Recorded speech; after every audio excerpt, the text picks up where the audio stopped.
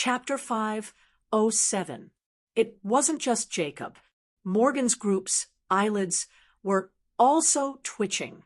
They glanced to the side discreetly and stared at the student who had just rushed back.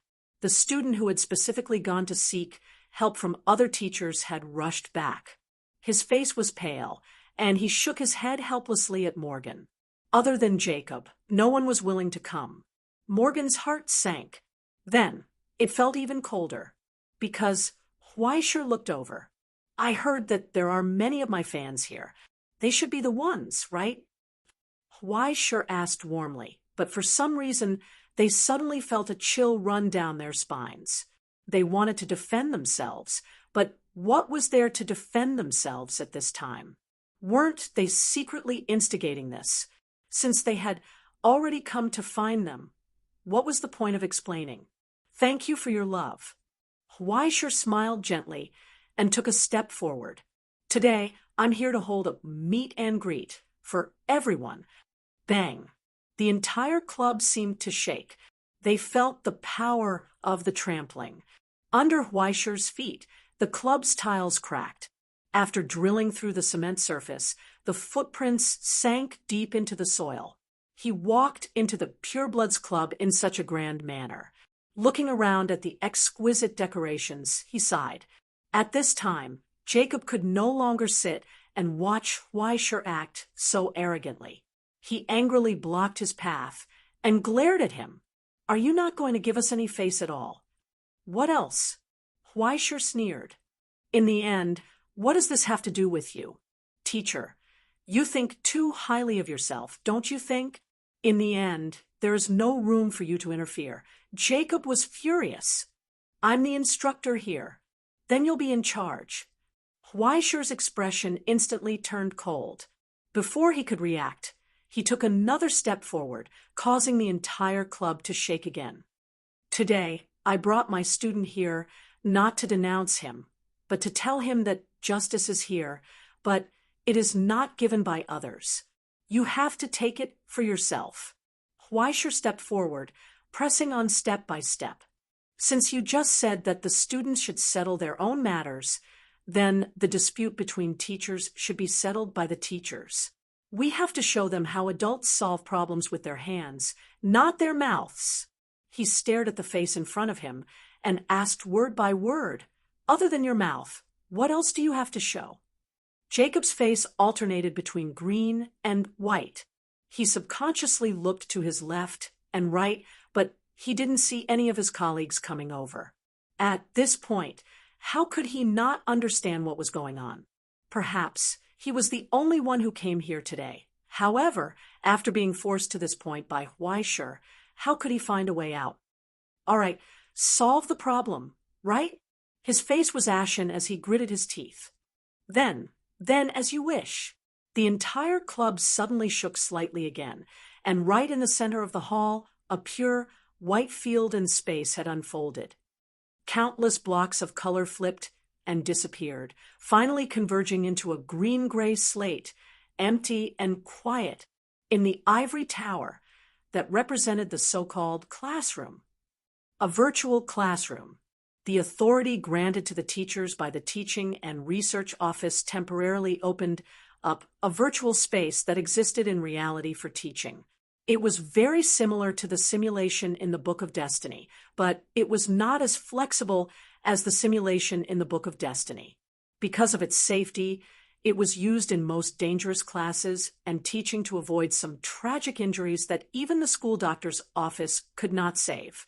In this framework created by the creator, all those who entered would be temporarily transformed into a recording life form for simulation, so naturally, there was no need to worry about their lives.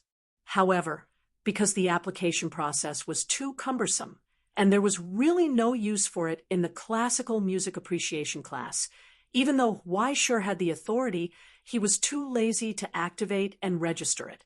This was his first time experiencing it, and it was very novel. He was like a bumpkin. "What are you waiting for, Mr. Weischer?" Jacob pulled out 2 daggers from his waist and said coldly, "Let me see if you are as magical as that idiot Sasaki bragged." calm down. Huaishir stood at the edge of the virtual classroom, but waved behind him, motioning the two students to come forward. After Lin Huaxia and Yuan Yuan came over, he looked at the faces of the two students, thought for a moment, and said seriously, "As a teacher, I have received the trust and expectations of you and your elders, but I am limited by my lack of knowledge. I don't know what to teach you, and I don't know if I can help you grow. From this point of view, I am not qualified as a teacher." Lin Shijiao and Yuan Yuan opened their mouths to speak, but they saw Huaishir waving his hand, motioning them not to interrupt. Then Huaishir continued, "Next, it will be my first class for all of you. I hope that all of you will listen carefully. It would be great if you can learn something from it. If you can't learn it, don't worry, I can teach you again. Okay?" Lin Shijiao seemed to feel something and quickly nodded. Yuan Yuan still looked dignified and calm, and she just nodded seriously. They were all good students. Huaishir smiled and patted their heads. Then she took the Mountain Lord Greatsword from Yuan Yuan's hand and said, "Let me borrow this for a while." Sensing the touch of others, the white tiger in the sword opened its eyes and roared angrily, but with a shake of Huaishir's wrist, the sword made a tame sound and became gentle like a kitten. After easily subduing Shan Jun, Huaishir placed the heavy sword on her shoulder and glanced at them one last time. Then she turned around and walked into the empty classroom with a smile on her face. As he stepped in, his aura did not rise, and it even began to weaken rapidly. The originally vigorous origin form disappeared without a trace, and young Arbiter Ming's strange, sacred mark did not appear at all. Under Huaishir's control, he was rapidly retreating. If it weren't for the calm smile on his face, the others would have thought that something had gone wrong, or that they had stepped into a trap. In just a few seconds, Huaishir fell from a level 3 sublimator to a blank board. Without the help of the sacred mark, he was at most a novice sublimator who had gone through the second growth period. Facing Jacob's gloomy expression, Huaishir propped herself up with her sword and stretched her body.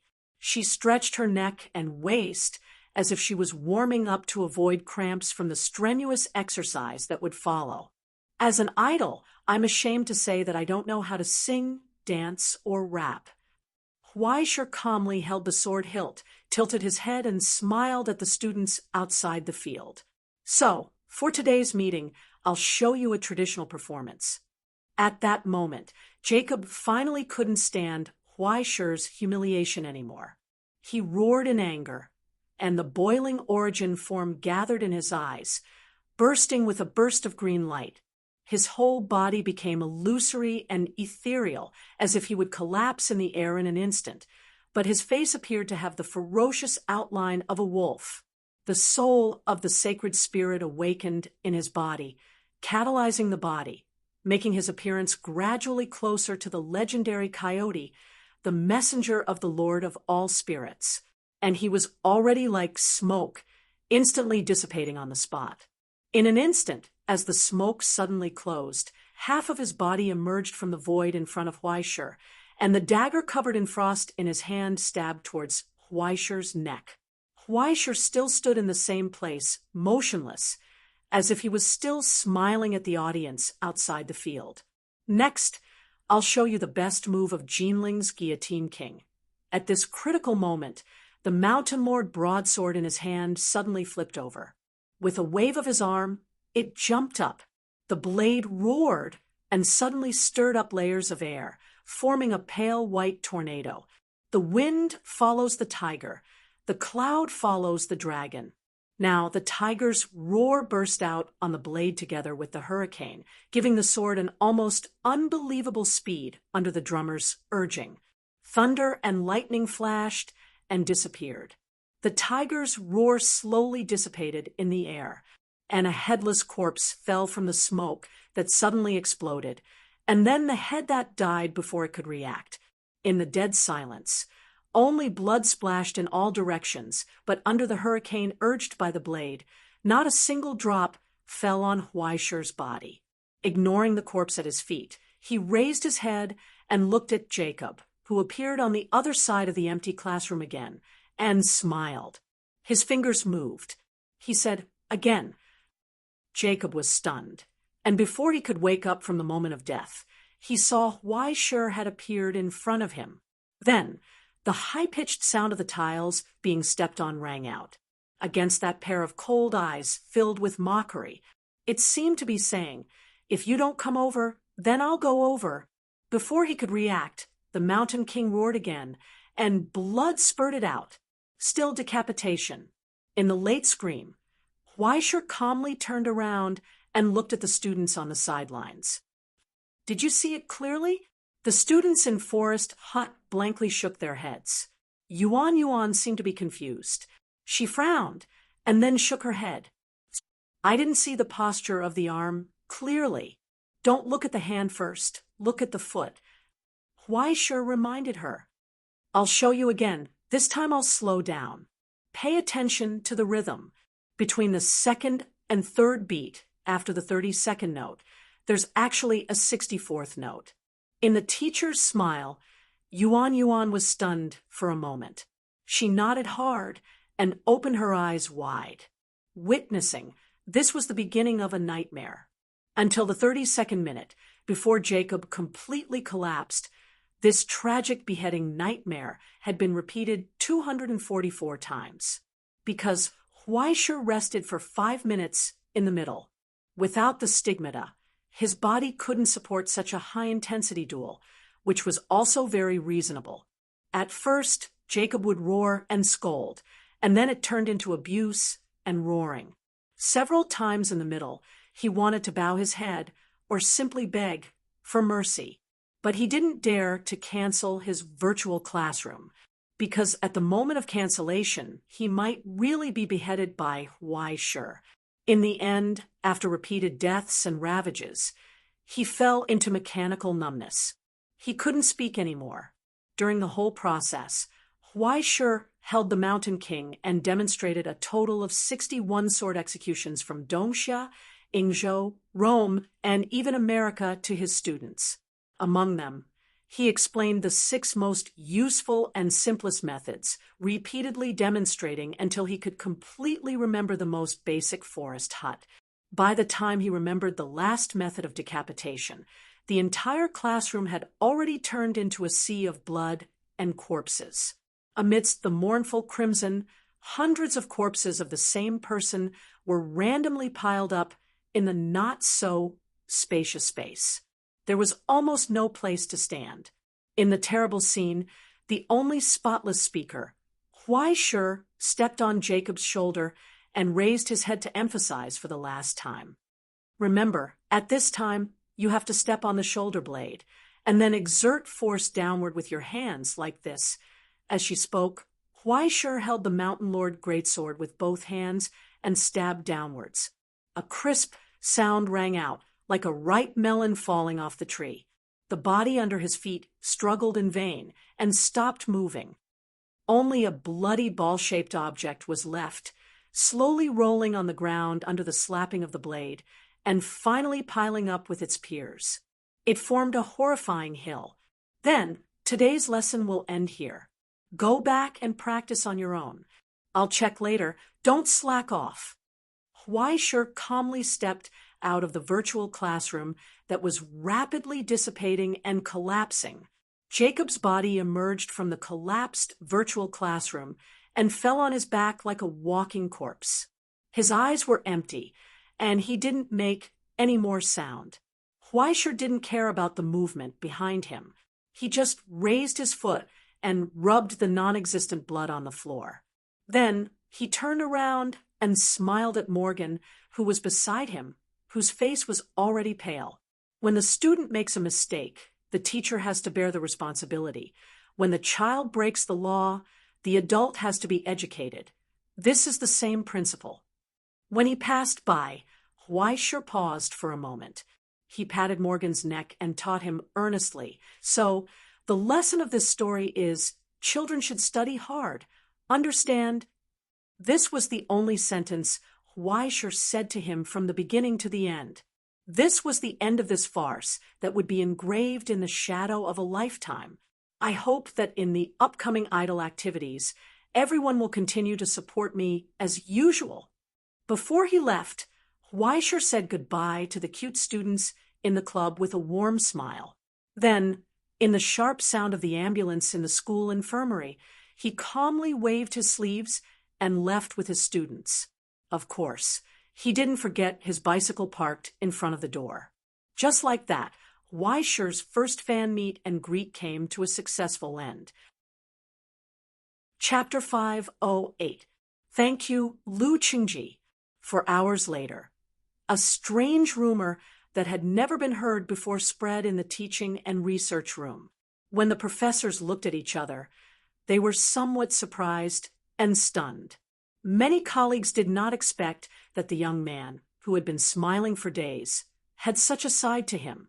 They also did not expect that he would suddenly show his claws and teeth at this critical moment, not caring whether it would affect the teaching and research room's evaluation of him or the upcoming classroom selection. On this matter, the principal and vice principal kept strangely calm. They neither praised nor criticized him, as if they did not see it. Even after the school administration reported the complaint about the fishing club at the regular meeting, the vice principal was still expressionless. He just glanced at it and then looked away without interest. He only said to follow the rules, then follow the rules, due to the fierce conflict with his colleagues and the improper duel that was not approved by the school administration. Huaisher was given a demerit, a week's salary was deducted, and verbal criticism. Jacob was given a demerit, a week's salary was deducted, and he was allowed to leave the school for half a year. He was almost in a vegetative state. It would take at least 4 or 5 months to find a psychologist to reconstruct his personality, and it would be hard to say whether he would suffer from mental illnesses, such as PTSD. To be safe, he would not be able to come back to work for a year. A year later, he might even scream when he saw the duck neck of Dongxia. This made the other teachers who pretended not to hear it secretly relieved. Fortunately, they still had some integrity and did not rush to get involved. Otherwise, they would be the ones on a long vacation. It was scary just thinking about it. His head was chopped off for half an hour. It was really tragic, but it was also really fierce. Although no one knew if the vice principal would take it out and heavily record it when the teaching and research room conducted the classroom qualification review. But now it seemed like the vice principal was handling it lightly.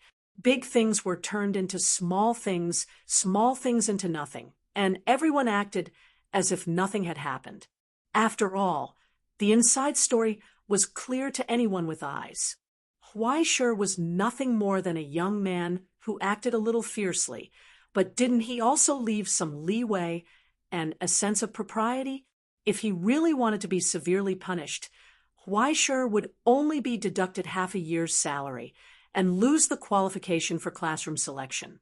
But because of this, there would be many students who would have to withdraw from the school, and it might even cause a scandal. Why bother? So, let him be with such tacit understanding. This page was happily turned over, and it could be considered as the beginning of a new chapter.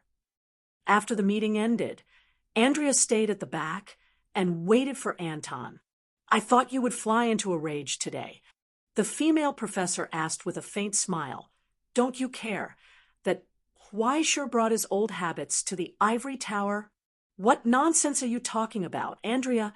In the Russian Federation, even in school, if a real man encounters such slander, he will stand up and play the roulette game."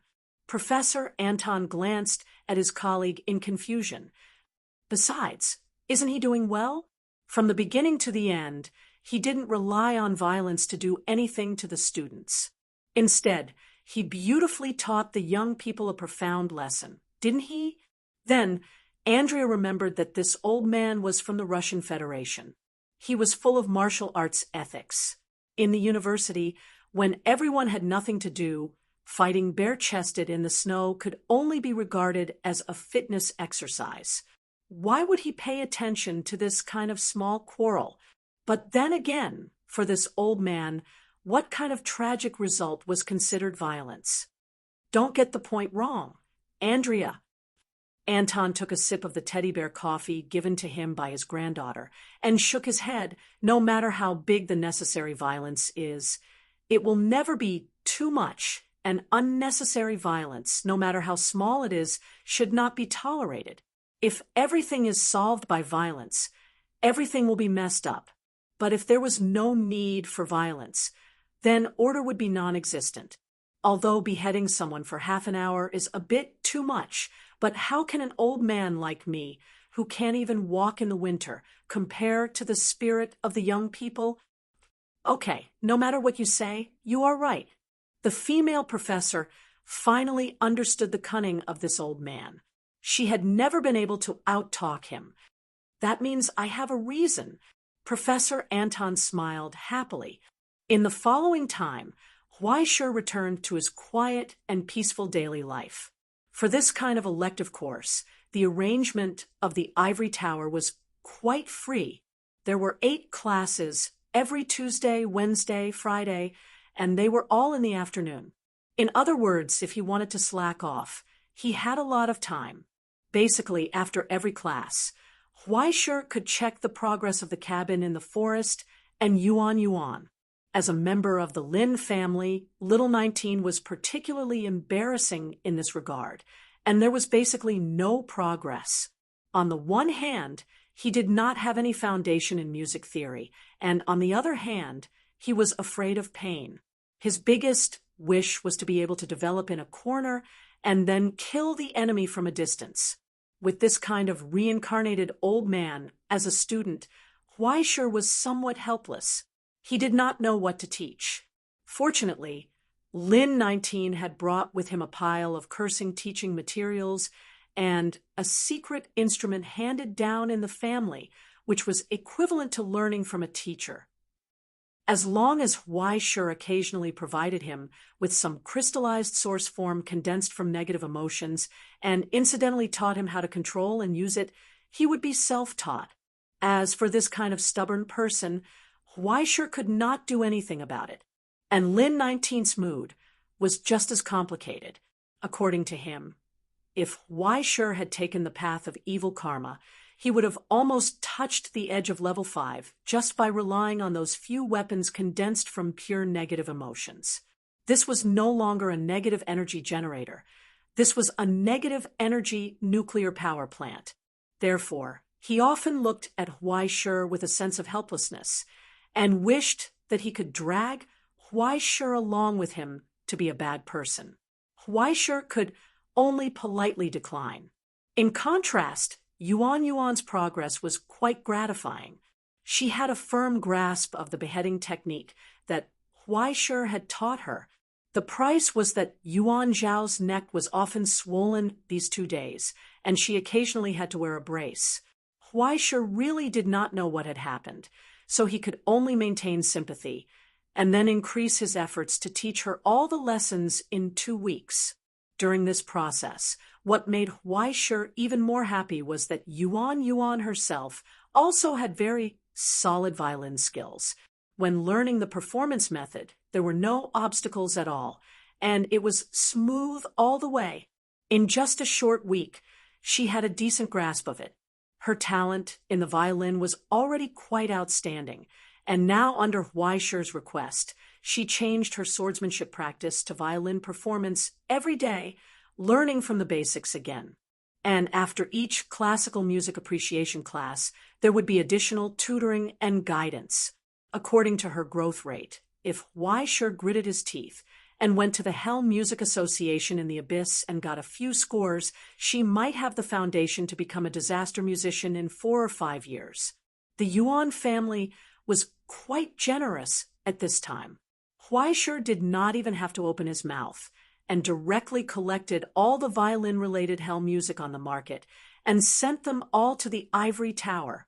One part was given to Yuan, and the other part was given to teacher Weischer. He also gave her a set of horse breeding encyclopedias. His horse was too fat, and Yuan Yuan could not stand it anymore. After finally stopping Feng Shu's fat otaku plan, Yuan Yuan took the horse to her aunt's house every day to exercise, and she finally lost some weight recently. And as such uneventful days passed, Huaishir was surprised to find that young Master Ming's stigmata had changed, even if it was only a little. Her control of the afterimages was getting better and better, and the maximum distance of teleportation was not only increasing, but the preparation time was also slowly shortening. She had grown. Huaishir had not had time to implement his Abyss Swarm plan, but young Master Ming's destiny had already improved unknowingly after thinking about it.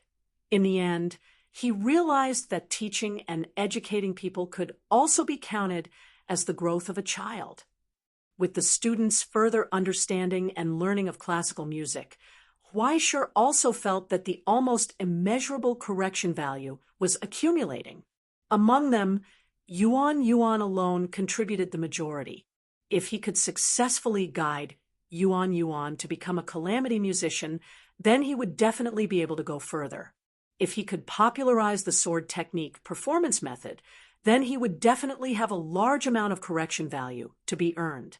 But the problem was that the threshold of the performance method was too high, and most of the calamity musicians were respected musicians, so why would they need to live a life of bloodshed?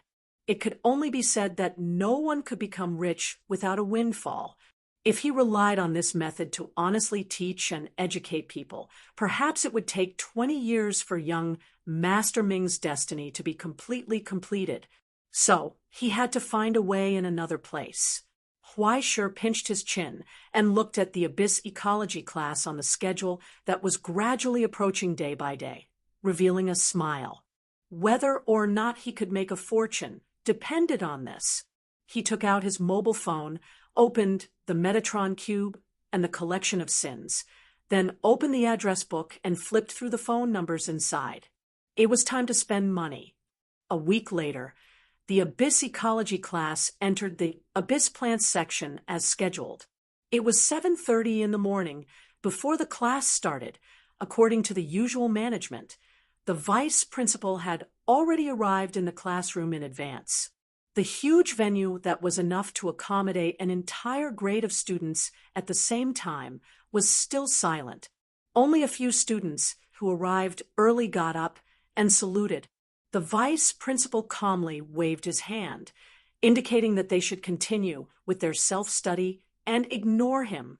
After putting his things on the teaching assistant's seat, he lowered his head and began to grade the lesson plan in his hand.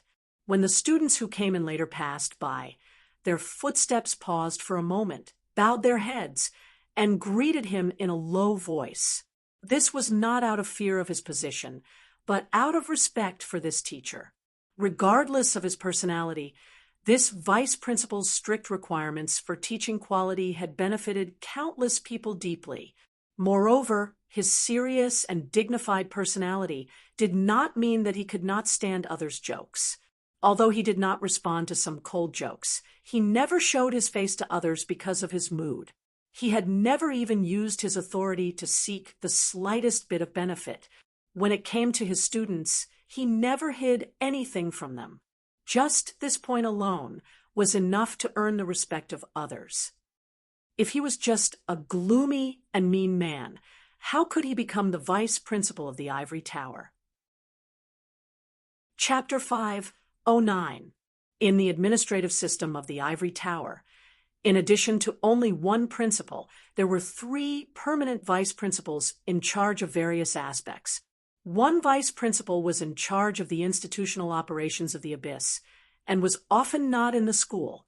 Another vice principal was in charge of confidential projects and various research, and basically never appeared in public. Therefore, the only one who came out to take over the school's affairs and the management of the teaching and research room when the principal disappeared from time to time was Mr. Isaac, who never talked about his family background.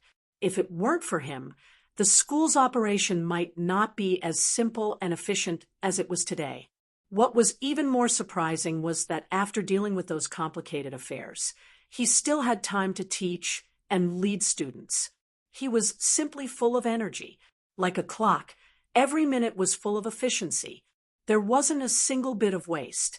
Just after he temporarily sorted out the reports in his hand, he finally raised his head and took a sip of water. There were still 15 minutes before class. Behind the seat, a bold student came up and asked, "Teacher Isaac, are you going to talk about botany today? It is said to be very complicated. Can the homework be less?" "I'm not the one who is going to talk about this. It depends on the arrangement of the assistant teacher." "Which assistant teacher?" The students wondered. Didn't Mr. Samuel go on vacation? Is it Mr. Dongxiang? It can't be the music teacher who is here to make up the numbers, right? The vice principal rarely turned back. He was still expressionless, but his expression became serious. There is no teacher here to make up the numbers. Those who can come here are all teachers who are recognized by the teaching and research room as having talent and can bear the responsibility of teaching. In any case, you have to respect your teachers. Several students were stunned and speechless, but they still asked boldly, "Didn't I hear that he is only 18 years old? He is younger than me. Isn't Martin only 13 years old?" The vice principal shook his head. The amount of knowledge can't be judged by age. Without real teaching, how can you measure whether a teacher is competent? This course is the most rigorous compulsory assessment. It is related to your life. No matter what, the school will not joke about this kind of thing. The topic ended here. Not long after, 10 minutes before class, Huaisher also came in from the door. In addition to the lesson plan, he was carrying a heavy suitcase in his hand. After seeing the vice principal, he came over to say hello. The vice principal was still indifferent. He raised his head and asked, "How are the preparations?" "After you revised it last time, I went back and revised it again. Part of the focus was placed at the front, and some content was added." Huaisher handed the lesson plan over. "Do you want to take a look at it again?" "No need." The vice principal shook his head and glanced at the box in his hand. "What's that?" Huaisher smiled. "Some plant specimens and some auxiliary props. After all, there are many growth details that cannot be shown in the simulation of the virtual classroom." The vice principal nodded and didn't ask any more questions. He just looked at Huaisher in front of him. Although he seemed a little unhappy, he didn't say anything in the end. In the end, he pointed to the podium. "Class is about to start. Teacher Huaisher," he said, "that place belongs to you now." Huaisher nodded. Before he left, he asked, "Mr. Isaac, do you have any experience that you can teach me? Do your best, but don't make a fool of yourself and don't fail your duty." The cold man said calmly. The cold man calmly told him, "I hope you can successfully finish this class today, but I also hope you know that I will not tolerate any mistakes in class." "I understand." Huaisher smiled calmly. "Then I'll try not to give you a chance to be angry." After that, he picked up his suitcase, textbook, and lesson plan and walked to the podium. The moment Huaisher came to the podium, the originally quiet and noisy classroom suddenly became silent. All the new students in the first grade were now gathered in the huge lecture hall. They silently looked at the unfamiliar teacher in front of them, their eyes full of scrutiny and expectation. They were looking forward to him making a fool of himself or to him smoothly finish the class. After waving to the students in the classical music classroom, Huaisher put down the suitcase, put the textbook and lesson plan on the table, and smiled at the students. "Hello, everyone. I'm Huaisher, the assistant lecturer for the next botany class. But this has nothing to do with who I am, so you don't need to care. Let's start the class simply and straightforwardly. Have you guys prepared for the lesson?" After receiving the response of most people, Huaisher nodded and opened the textbook. Teacher Isaac has already talked about the characteristics of most of the ecological systems in the abyss, so I won't go into detail here. Next, I will choose a few typical plants that are often seen in the abyss and focus on them. Please turn to page 64 of the textbook. He opened the suitcase next to him, took out a flower pot from it, and put it on the table. He sprinkled a seed in it and picked up the kettle to spray some blood. Just as the students were dumbfounded, a lush mimicry vine instantly grew along the frame and spontaneously preyed on the mosquitoes flying in the air. The botany class of the abyss began in this way. What surprised many people was that Weischer didn't try to do anything. Instead, he explained the ecology, preferences, and associated environment of plants according to the curriculum. Although the order was a little messy, and not according to species, there was no plant that he couldn't grow as long as it was mentioned in the textbook. It wasn't just the students. Even the assistant lecturers below had their eyes open today. With the complex collection of the entire Mount Tai behind him, Weischer wouldn't be afraid of such a small formation staff. If he started to talk, he could talk for a month. After explaining one side from beginning to end, he could still talk about the subspecies for 2 months. As a result, Weischer, a newcomer, was able to smoothly teach a 4-hour class. Every 45 minutes, there was a 10-minute question period. The various strange questions of the students didn't cause much trouble for Weischer. There was no need to talk about what he knew. As for what he didn't know, he simply planted one on the spot for experiments. Even if he couldn't come to a conclusion for the time being, he could leave it as a research topic for the students of ecology. Throughout the whole process, even if the vice principal looked at it with his most demanding standards, he couldn't find any mistakes. For a moment, he didn't know whether to feel gratified or regretful. Therefore, he remained expressionless. Of course, if there were to be flaws, it wasn't that there weren't any. It was Weischer's first time teaching such a big class. Obviously, he was inexperienced and had a poor sense of rhythm. He finished the 4-hour class in 3 hours. Although some of the knowledge points could be strengthened by reviewing homework after class, there was still a flaw that couldn't be avoided. He had to be reminded to pay attention in the future. After turning the last page of the lesson plan, Weischer raised his head and looked at the hands of the clock. It was exactly 11 o'clock. There's still an hour left. He sighed softly, closed the textbook, and put it aside. I originally said that I would stay for 40 minutes. I didn't expect that I would still be inexperienced in teaching such a big class for the first time. Facing the blank gazes of the students, he took 2 sips of water. After moistening his throat, he showed a happy smile.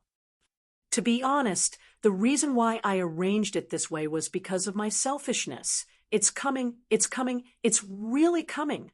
At the back of the lecture hall, Lin Shurjo raised his eyes and sighed. According to his understanding of his teacher, how could he be honest and follow the prescribed order on this kind of thing? He would definitely find a way to stir up some trouble. Why would he follow the prescribed order and become a machine for studying? At the assistant's seat, the vice principal suddenly frowned. But he wasn't in a hurry to interrupt. After his lips moved, he pursed them again. It was just that his gaze became more and more harsh. He stared at the young man on the podium. He heard the calm voice from above. In the ivory tower, the reason why the course of abyss ecology is so important is that I hope it can be of help to everyone when they are engaged in the exploration of the abyss in the future. No matter how bad it is, at least you won't die in vain in hell. Since Mr. Isaac trusts me so much and let me be the main lecturer of this section of botany, then I won't hide anything. I hope that the following things will be of some help to everyone in the future. He paused for a moment, looked up, and asked, "By the way, when I was teaching just now, you should have taken notes, right? I hope you still have an impression of the order of my lecture just now." With that, Weischer reached out took out an induction cooker from his box and put it on the table. There was dead silence. A row of question marks appeared in the minds of the vice principal, the assistant lecturers, and the students below the podium. What the F***ck are you doing? Then there was a pot, and then a portable oven, a set of kitchen utensils, a set of seasonings, a set of common alchemy tools, and 2 buckets of clean mineral water. As everyone knows, there are a total of 3 types of abyss plants. On the podium, Weischer said in a loud voice, these include edible, inedible, and edible after some processing. In a sea of question marks that were about to turn upside down, everyone widened their eyes in shock. They only saw Weischer calmly and skillfully heating up the oil in the pot, picked up a knife, and chopped on the chopping board. Those that can be eaten directly have already been mentioned in the book. Those that can't be eaten, but can be secretly fed to the enemy to eat, will also be mentioned in the alchemy class. Next, I will mainly talk about those that can be eaten after some processing when necessary. Those are the ones that I specifically mentioned in the last part of the class just now. Weischer grinned and revealed a smile. Among the plants that are commonly seen and easy to find in the abyss, there are a total of 41 types of food that can be safely eaten after processing. There are a total of 12 botany classes.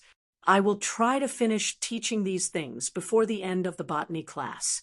Later, I will send you the detailed recipe and processing methods by email. You don't have to use your mobile phone to take pictures. Pay attention to the position of the knife and the method of removing the poison. Look carefully, learn well. Although I don't want anything to happen to my students, if there really comes a day when death is unavoidable, I can at least guarantee that you will not starve to death. With that, the kitchen knife chopped down and cut off the tumor-like thing that resembled a human face on the vine. After skillfully removing the fascia that resembled flesh and blood, a palm-sized leaf fell into the boiling oil, letting out a pleasant scream and moan. Under the light of the fire, Weischer's smile gradually turned sinister. Wisps of fragrance quickly spread as the spatula stirred the pot. In the front row, there was the sound of saliva swallowing. In shock, the students looked at each other, and then could not help but take a deep breath. They saw hesitation in each other's eyes. Although the appearance was a little unsightly, it was actually quite fragrant. Should we eat some? Just like that, with the combination of a deep understanding of the abyss plant ecology, the survival wisdom of the archaeological team, and the profound skills of the infernal cooking demon, the first abyss cuisine classroom of the Ivory Tower was officially launched. Chapter 5:10. The course was a success, more successful than Weischer had imagined. What he didn't expect was that in addition to the classroom, this course had also caused an unexpected craze in the Ivory Tower. The development of hell was like a dark abyss hanging under a rope. Once you left the border, you would never know what was waiting for you below. No amount of preparation could be too much, and sometimes, even if you were fully prepared, you would still encounter unexpected situations. No matter how powerful a sublimator was, they were still humans in the end. Humans had weaknesses, and no matter how strong they would still have shortcomings. The only thing a sublimator was stronger than an ordinary person, other than having a soul and resistance to hell's corrosion, was the various abilities from the sacred mark. Even celestial genealogy sublimators, who specialized in the abyss, would often stumble in an inconspicuous small place when exploring. In some hells, when there was no light, everything would be swallowed up by the darkness and disappear. In some places, even the slightest bit of light or sound would attract unimaginably terrifying predators. In the ever-changing or eternally unchanging hell, if one wanted to survive longer and return victorious, one had to be extremely cautious. The experience gained through blood, sweat, and tears, as well as sufficient preparation, were the most important. Sometimes, strength was the last thing on the list. Under such circumstances, every explorer could be called a wilderness survival master, and they were filled with an instinctive desire for any skills that could help them survive better. For example, Huaishur's hell cooking class. The things in this class were not rare, and many of them were things that Huaishur had learned from the undead bird Lucian of the archaeological team. There was also a lot of research on the edible properties of abyss plants. Otherwise, it would be impossible for everyone to know what could be eaten. But the strangest thing was how to know which of the commonly seen plants in hell that were inedible could actually be eaten under necessary circumstances, as well as how to eat them without worry. For a long time, these things had been passed down among the explorers as tricks and secrets. They were not widely spread and made public, and sometimes they contradicted each other, and there were even some mistakes. What Huaishur did was just rely on his expertise in botany and hell cooking to distinguish and organize again. When it came to finding ingredients in the abyss, no one was better than the hell cooking demon. After combining the experience of the senior Lucian and the suggestions of the general of the Heavenly Dog Mountain, Long Shan Fong, Huaishur came up with 41 ways to deal with it. If he really wanted to find more, he could definitely find more, safer, and even richer menus. But if he did that, it would be meaningless. It didn't require the skills of the culinary demon. Ordinary sublimators could understand and use it. If they didn't have any tools, they could even make a fire. It was a simple processing method. He didn't need uncommon materials. He only needed the most common plant species in each region, or even the kind that could grow quickly if he couldn't find them. The most important thing was that it was simple, convenient, and there would be no mistakes. He wouldn't kill himself while trying to survive. As for the taste and texture, he would have to wait a little. Therefore, it was no surprise that this thing tasted bad. After class, the group of students who had the courage to try it were carried out with tears streaming down their faces, and their mouths were still talking nonsense. It seemed that the shock they received was not ordinary. Huaishur didn't expect that the vice principal didn't express any anger at him for taking the initiative to add private goods. He just looked deeply at Huaishur, turned around, and left. His expression was as expressionless as ever. It was impossible to tell whether he was happy or angry, but Huaishur always felt that he seemed to be angry all year round. He couldn't afford to offend him. Then, in the afternoon of that day, Huaishur's doorbell was about to explode with people ringing it. First, the students and instructors of the school's Hell Walking Tour and the Abyss Extreme Survival Club came to visit and invite him to a special class.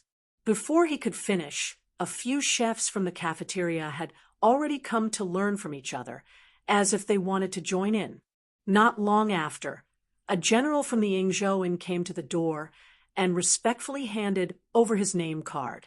He said that it was an order from Senior Brother Longshan Square, that Mr. Huaishur was going to do something big, and wanted him to be an assistant. He was even willing to serve tea and water. After that, the 4 registered cooking demons of the school came to the door together, including the White Jade Restaurant of Dongsha and the Holiday Cafe of America. Even the Committee of Hell's Demon Chefs competition specially called. From the sound of it, one could feel that the people on the other side were laughing so hard that they couldn't close their legs. They said, "Mr. Huaishur, your idea is nice. Do it well, do it big, and vigorously promote the food culture of hell among the young sublimators." After asking for Huaishur's recipe, they reminded Huaishur to hurry up and make a complete version. Then, they quickly upgraded Huaishur's Demon Chef's license by 1 star. He was a blank Demon Chef's, and he inexplicably became a 1-star one, just like that. Although he didn't know what was going on, Huaishur couldn't refuse such benefits that were delivered to his door. In any case, he took the lead and contributed some of his ideas. the other official demon chefs, and a few abyss explorers who came from all over the world began to brainstorm. In the end, even the archaeological team joined in the fun and sent a commissioner over. 2 weeks later, before this month's issue of the magazine Hell's Survival Guide appeared, a temporary supplement was issued. It was an 800-page supplement called Have You Eaten?, which included 417 simple abyss dishes that wouldn't die from eating. On the title page, there was also a half-body portrait of Huai Shi smiling foolishly, who asked him to be the first to take the lead, and his image was the best. It was said that the follow-up publication was also in the pipeline, and it had already been set as one of the teaching materials by many development and training organizations. And after evaluation, within the next 5 years, all the participants would be able to share the correction value of 0.03.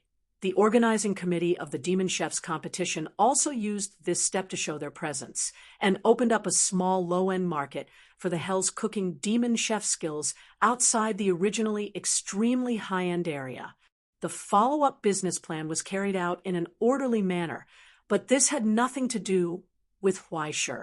He was just the beginning, and it was already good enough that he was given the correction value.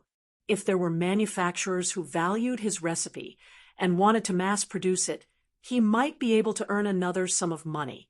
But for the time being, he didn't plan to pay attention to these things. For 2 weeks, he was running back and forth between his own classroom and the office that he had temporarily applied for from the school. He was so tired that he was about to die, but there was no delay in either. But the most important thing was that a month had passed since the start of the school year. The only official classroom was about to be filled, but there was no suspense. Apart from Huai Shi, who had done so many things after entering the school, who else had the ability to compete? For the first half of the month, he had kept a low profile. Then, he had suddenly flattened the Sea Fishing Club of the Howlers family, leaving an eternal shadow in the hearts of a group of young minds. He had even sent a teacher to Shambhala for treatment. In the next half of the month, not only had he made some achievements in the hands of the usually strict vice principal who disliked Huai Shi, but he had also advanced to a 1-star cooking demon, almost opening a new class in the Ivory Tower, and also made a great contribution to the development of Hell. Even the archaeological team was considering nominating Huai Shi for the Explorer of the Year selection this year. Although it was destined to be only a nomination was already very impressive. Did you not see what kind of animals were competing for the Explorer of the Year this year? Lucian, the archaeological expert who had just conquered Hell at a depth of 24 and successfully excavated the relics of authoritarianism from the Kingdom of Eternal Darkness, Suo Hanzhong, the legendary Lone Ranger, who had revived the Sumerian lineage through the exploration of the Akkad Rainbow Gold ship, Robin Delinat, the archaeologist, who had dedicated his life to the development of the Abyss and had now died in Hell. Even his natural enemy, Chu Hai, who regularly threw out important papers and archaeological discoveries every year, being able to bask in the glory of the big shots at the end of the list of 100 people was already giving you a lot of face. Under such circumstances, even if the people in the teaching and research office were all blind, there was no way they could bypass Huai Shi and give out the official classroom slots. Otherwise, there was no need for Huai Shi to be dissatisfied. The people who got the slots could consider resigning themselves. Everyone was a person who cared about their reputation. Why should they suffer such great shame for no reason? Moreover, the teaching and research office had never had any prejudice against Huai Shi. Therefore, after comparing the performance of several new teachers, they made the right choice without any surprise. This was simply not worthy of other people's surprise and admiration. In the face of absolute results, making such considerations did not even require a brain. As long as one's eyes were not blind, everyone knew who would end up in the end. During this process, a sad episode happened.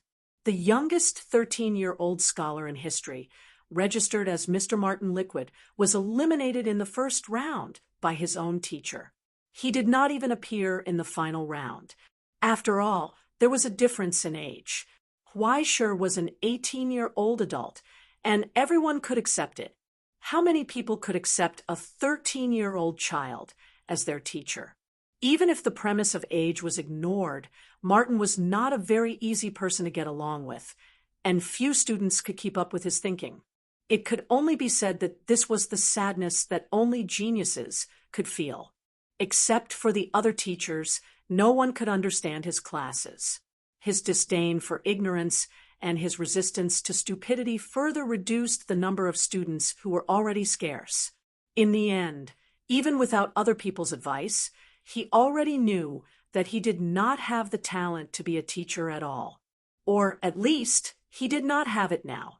Therefore, when Huaishir went on stage to receive the award, his eyes were full of grievance, anger, and stubbornness. It was shocking, and his eyes were red. Just as the colleagues in the teaching and research office applauded, Huaishir held the trophy in his hand, turned around, and calmly walked down the stage. When he passed by Martin, he could not help but pause for a moment. He sympathetically patted the little boy's shoulder and softly comforted him. Looking at Martin's stubborn look, Huaishir could not help but sigh. He smiled and suggested, "Do you want to touch my trophy?" Chapter 5:11. In the end, Martin did not touch it. Not only did he not touch it, but he also ran away crying. It made Huaishir feel very embarrassed, as if she had bullied a child. God had taken pity on her. She had only wanted to comfort Martin. Why did this happen? The next step was to choose a fixed address for the classroom. Huaishir thought for a while and decided to move back to the original place and continue to be neighbors with the border law school. He did not know why, but among all the neighbors, he got along best with the border law professor. In just a few days, their relationship had become quite good. It could only be said that the fate between people had arrived. The professor even invited Huaishir to be his assistant several times. He said that after a few years of hard work, he would be able to get a few certificates and publish a few public papers, and he would become a well-deserved giant in the field of border law. Why did a talent like you go into art? Even at the celebration ceremony, the professor was still regretful. It's a loss for the law field. Do you want to consider a change of career? It's not too late now. It was already too late. Huaishir really did not want to deal with those more and more complicated clauses with more and more loopholes. He felt that if he mixed in, he would be a bug for a lifetime. He could only have a tactful meeting. He was very busy for the whole day. In addition to the necessary preparations and procedures, there was also the selection of the classroom design plan. On the day of the announcement, many people took the initiative to come to him. They were all students who were about to graduate from the construction engineering classroom. They submitted their own plans and applications, hoping that Huaishir could hand over the construction of the classroom, water and electricity, renovation, and other work to them. He did not need to spend money, praise, or owe them any favors. As long as he nodded, it did not matter if a few students paid for it. They even brought their own materials and design plans of higher specifications. The reason was that this was all based on credits, and it was not low. Due to the special nature of the ivory tower, it was difficult to prevent all kinds of accidental damage, including but not limited to fights between students, explosions due to various reasons, damage to various heavy weapons during fights between societies, and experimental accidents every now and then. Therefore, destruction and reconstruction were abnormally frequent, except for a few main buildings that were fixed within the framework. The rest of the buildings were renovated every few months. Even in a place like the photography club, there would be all kinds of weird things in the darkroom, where the photos were developed from time to time. As for the strange phenomena caused by origin substances, they were even more numerous. The little red shoes in the dance studio, the eighth step, and the mysterious footsteps in the bathroom were already used to it. In the face of such an inexplicable and confusing phenomenon, rather than wasting time and effort to solve it, it would be more cost-effective to tear it down and rebuild it. Therefore, the architecture students who graduated from the ivory tower were very familiar with all kinds of border construction and special fortification work. How could they not be familiar? The newcomers threw their books aside on the first day of class and followed the seniors to play with directional blasting. Every month, a few architecture-related classrooms would basically have a competition to decide the architectural style of the school and the division of everyone's territory for the next few months. Furthermore, in order to practice, this group of bored fellows even contracted the renovation work of all the public classrooms in the school. It was fast, it was good, and it wasn't even guaranteed to be repaired. Every year, they had a large budget that they couldn't even finish spending. After they finished building, they would use their own money to continue building. Every classroom and every specialization had different needs. The theoretical classes could be the same, but the practical classes were different. After doing this, even a pig that didn't know how to design would copy. There were only 1 or 2 official classrooms every year. If they could do this well, there would be 2 designers, 1 architecture scholar, 1 electrical engineering scholar, and the person in charge of the construction site. At least a dozen students would be able to graduate with the best grades. Their future achievements would be limitless. Huaisher had a headache for a few hours before he unfairly threw the dozen or so plans to Yuan to choose from. He then secretly snuck back home. This kind of thing wasn't worth worrying about. In any case, he was a person who had seen the world. In any case, no matter how well it was done, it wouldn't be as good as his own home. This could be seen from the fact that the teacher of the construction engineering classroom would sneak around his house every now and then. Occasionally, they would look in the direction of the stone marrow building, and their eyes would shine strangely, which made Huaisher feel uncomfortable. Feng Shu was so old. How could there be people who coveted his body? That was too cheap. Next time, if he didn't persuade them to leave, they would be kicked by horses when they went out in the middle of the night. With that in mind, he returned home and saw Uncle Feng coming to greet him with a serious expression. This made him a little uneasy. What's wrong?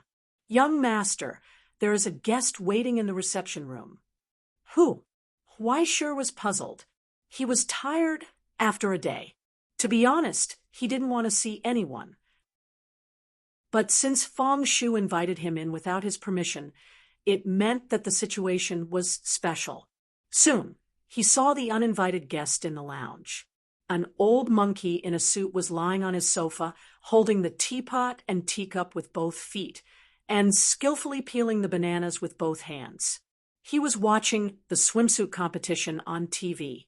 In the awkward silence, Huaisher's face twitched, and he asked tentatively, "Mr. Principal?" "Yes, it's me." The old monkey nodded happily, got up from the sofa, and looked at Huaisher. After walking around him twice, he patted his shoulder vigorously. "Not bad, not bad. Young man, you did well. You didn't waste my efforts to invite you to the school. Don't be proud and complacent. You understand?"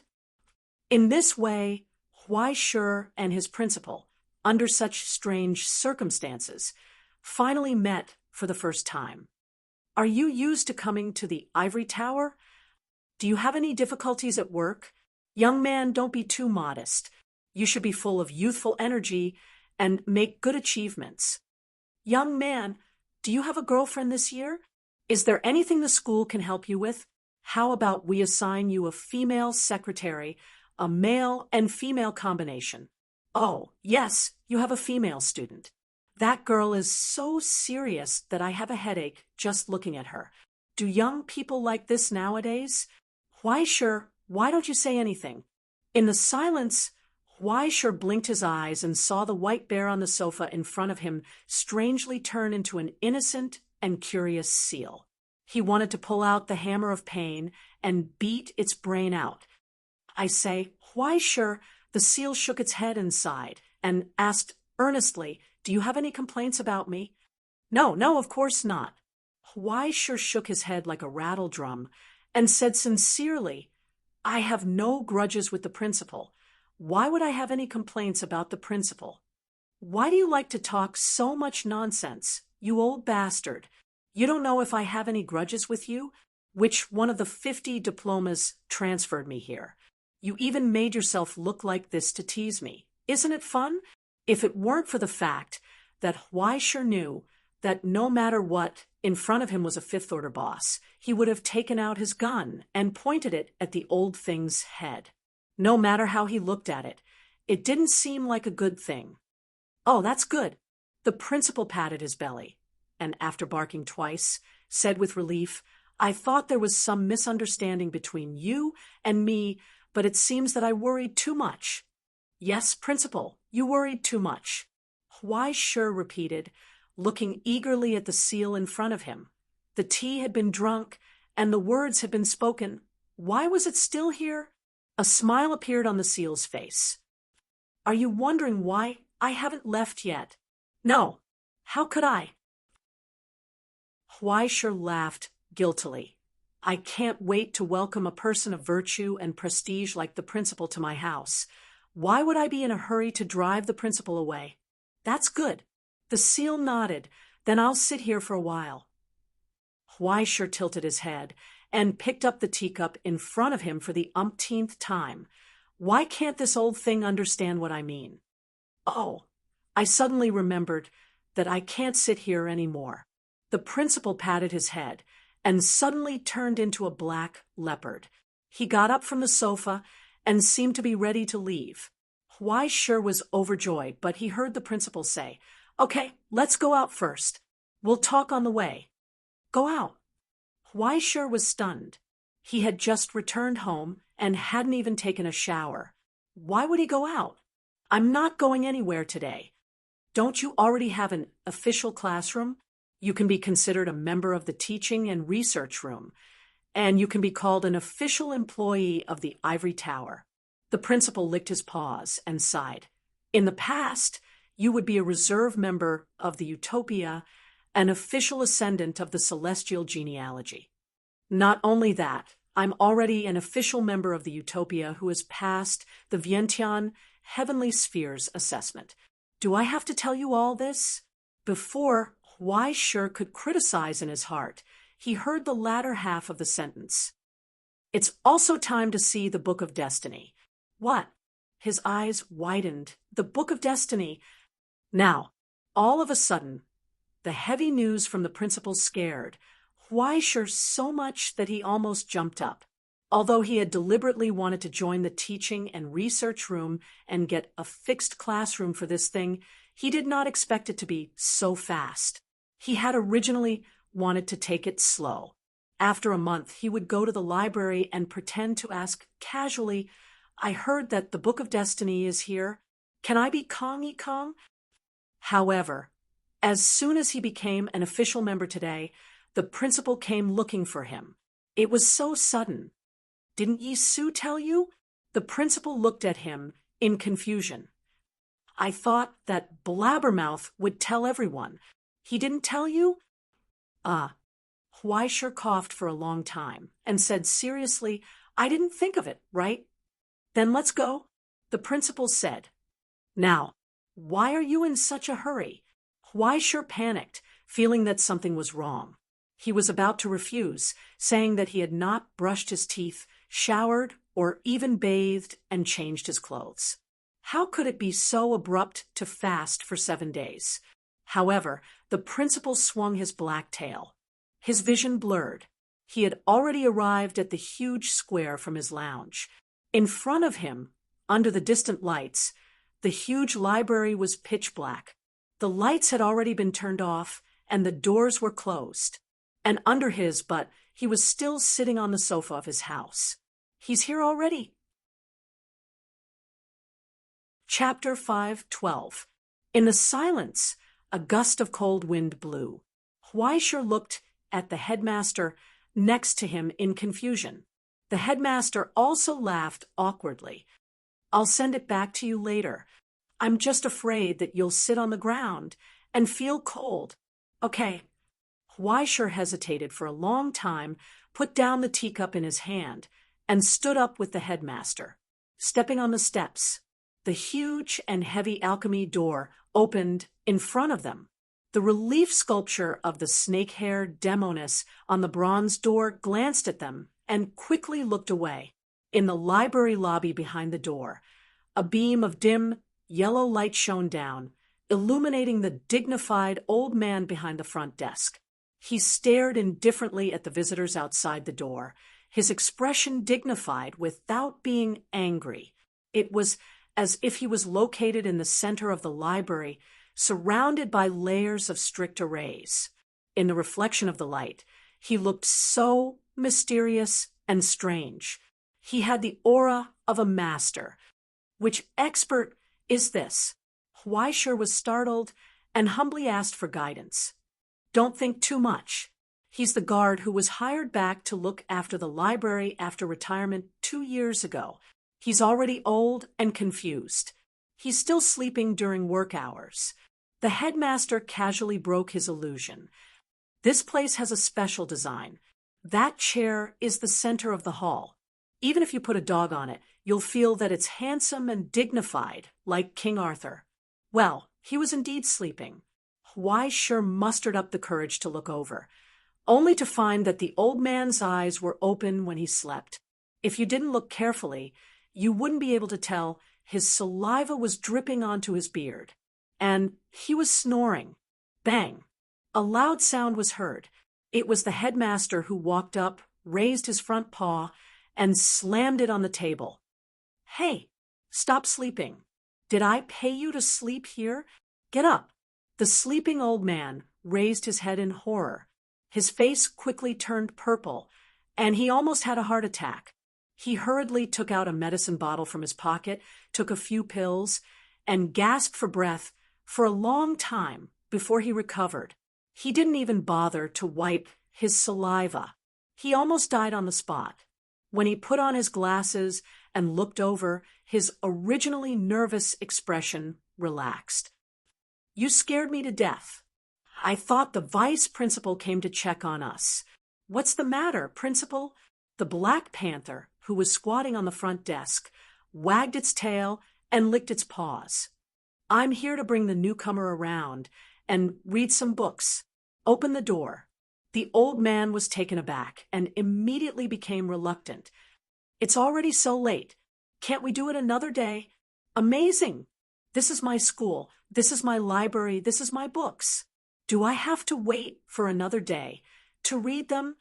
Black Panther raised his head and glanced at the slacking old man in front of him. He asked angrily, "Do you still want to work?" Being glared at, the old man shrunk his shoulders and immediately felt helpless. Feeling wronged, he said, all right, why are you so fierce?" As he spoke, he wiped off his saliva and slowly got up from the chair. He muttered something under his breath as he turned around and walked to the high wall behind him. It was only then that Huaisher noticed him. In the lobby at the entrance of the library, behind the front desk, there was a huge wall that was more than 10 meters high. It was engraved with solemn reliefs and countless complicated patterns. It turned out to be a door. That's right, there was a straight gap hanging down from the center of the steel wall. If one didn't look carefully with a magnifying glass, it would be difficult to notice the slender gap between the countless complicated patterns and reliefs. The entire wall was made up of 2 iron doors. Huaisher's hand of confinement could feel that the entire door was made of alloy. With such a huge structure and mass, it probably weighed thousands of tons. But just in front of the iron door, as the hunchbacked old man slowly raised his skinny left hand and pressed it on the door, a sharp sound burst forth. "Is this the F** King ordinary old man you were talking about?" "Principal, are you talking about?" such a heavy door. Even a tank's main cannon might not be able to blast it open. What kind of monsters are the guards of your school? Huaishur was so scared that he sucked in a breath of cold air. But before he could finish sucking in a breath of cold air, he heard a cold electronic voice in the shrill alarm, "Fingerprint error." The old man was stunned. He took his hand back and pressed it again. "Fingerprint error. Huaishur, principal." In the silence, the old man turned around and smiled awkwardly. "Sorry, I remembered the wrong hand." He switched to his right hand. This time, there was no sharp sound. The door opened.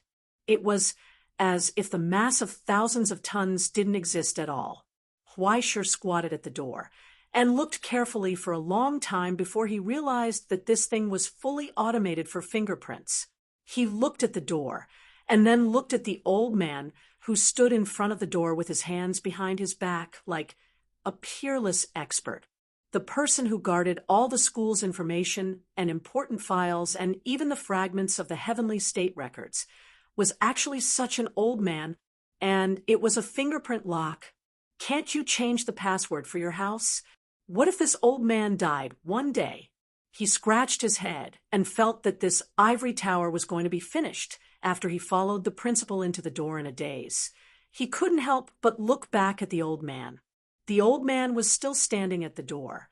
When he saw him looking back, he quickly raised his hand and waved to greet him with a fawning expression.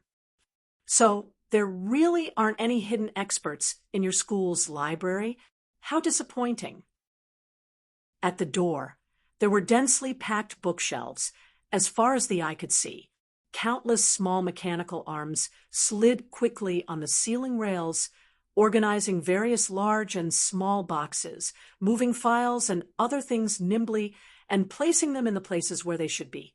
At the end of his line of sight, there were several separate doors.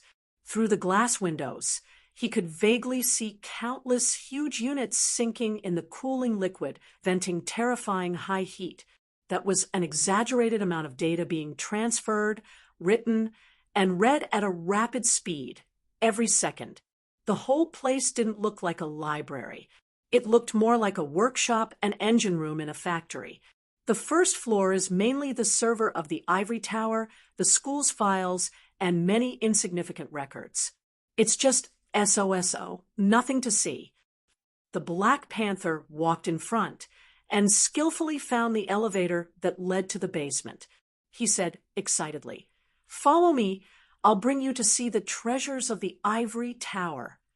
"So, is it really okay for you to be so casual? I've only been here for a month." But after he walked into the elevator, he heard the principal ask, "Is it the Dragon Gate trial in Doomsday or the Rashomon in Ingzhou?" Huaishur didn't understand. After the Black Panther stood up and pressed the elevator button, it suddenly transformed into an Australian desert red kangaroo with muscles all over its body. It looked back at him and explained, "The screening mechanism left behind by the heavenly state lineage. Which one did you pass? Do you think I can't tell that you're an official member of celestial genealogy?" "You can tell?" Huaishur was stunned. Of course, the people who pass the screening and those who don't are actually a little different. There will be some special changes in the person's temperament and the source substance. Simply put, it's an anti-counterfeiting sign. "So, which one did you pass?" "Principal, I'm very curious. There aren't many people who can pass those trials seriously these days." Huaishur thought about it and was prepared to tell the truth. After all, there was nothing to hide. The myriad heavenly sphere. The principal looked at Huaishur in surprise, but didn't say anything. "What's wrong?" Huaishur asked. "No, I'm just lamenting that it's not easy for you. Among the remaining 12 trials in the present realm, the myriad heavenly sphere is the most troublesome one. It's not easy, but it's not difficult either. It's very torturous, and the criteria for passing varies from person to person. Moreover, Golden Dawn is still stirring up trouble inside. It was fine in the past. After all, Everyone used to be colleagues in the utopia. There were many things that could be discussed, but recently, those guys haven't even replied to my messages. They seem to have a lot of opinions about the school. Do you have any leads? Weischer's expression twitched, and he couldn't help but look away. I'm not sure about that either. That's true, no matter how I look at it. You don't look like a traitor sent by Golden Dawn, the kangaroo said casually while gnawing on a sugar cane that came out of nowhere. Weischer suddenly became nervous. He was afraid that the principal would suddenly jump and strike him to death here. Looking at it this way, he seemed indeed a little like a spy sent by Golden Dawn. Then what did the principal mean by leading him here? Was he trying to lure him to expose himself? Or was it that the Ivory Tower and Golden Dawn actually had some kind of unspeakable and unknown friendship before, and they often communicated in secret and thought that he was sent here? Don't worry, I won't misunderstand. The principal patted him on the shoulder kindly. If I didn't know that you were Osiris Driver, why would I invite you to the Ivory Tower? I'm actually very pleased that you can inherit Mr. Orton's legacy.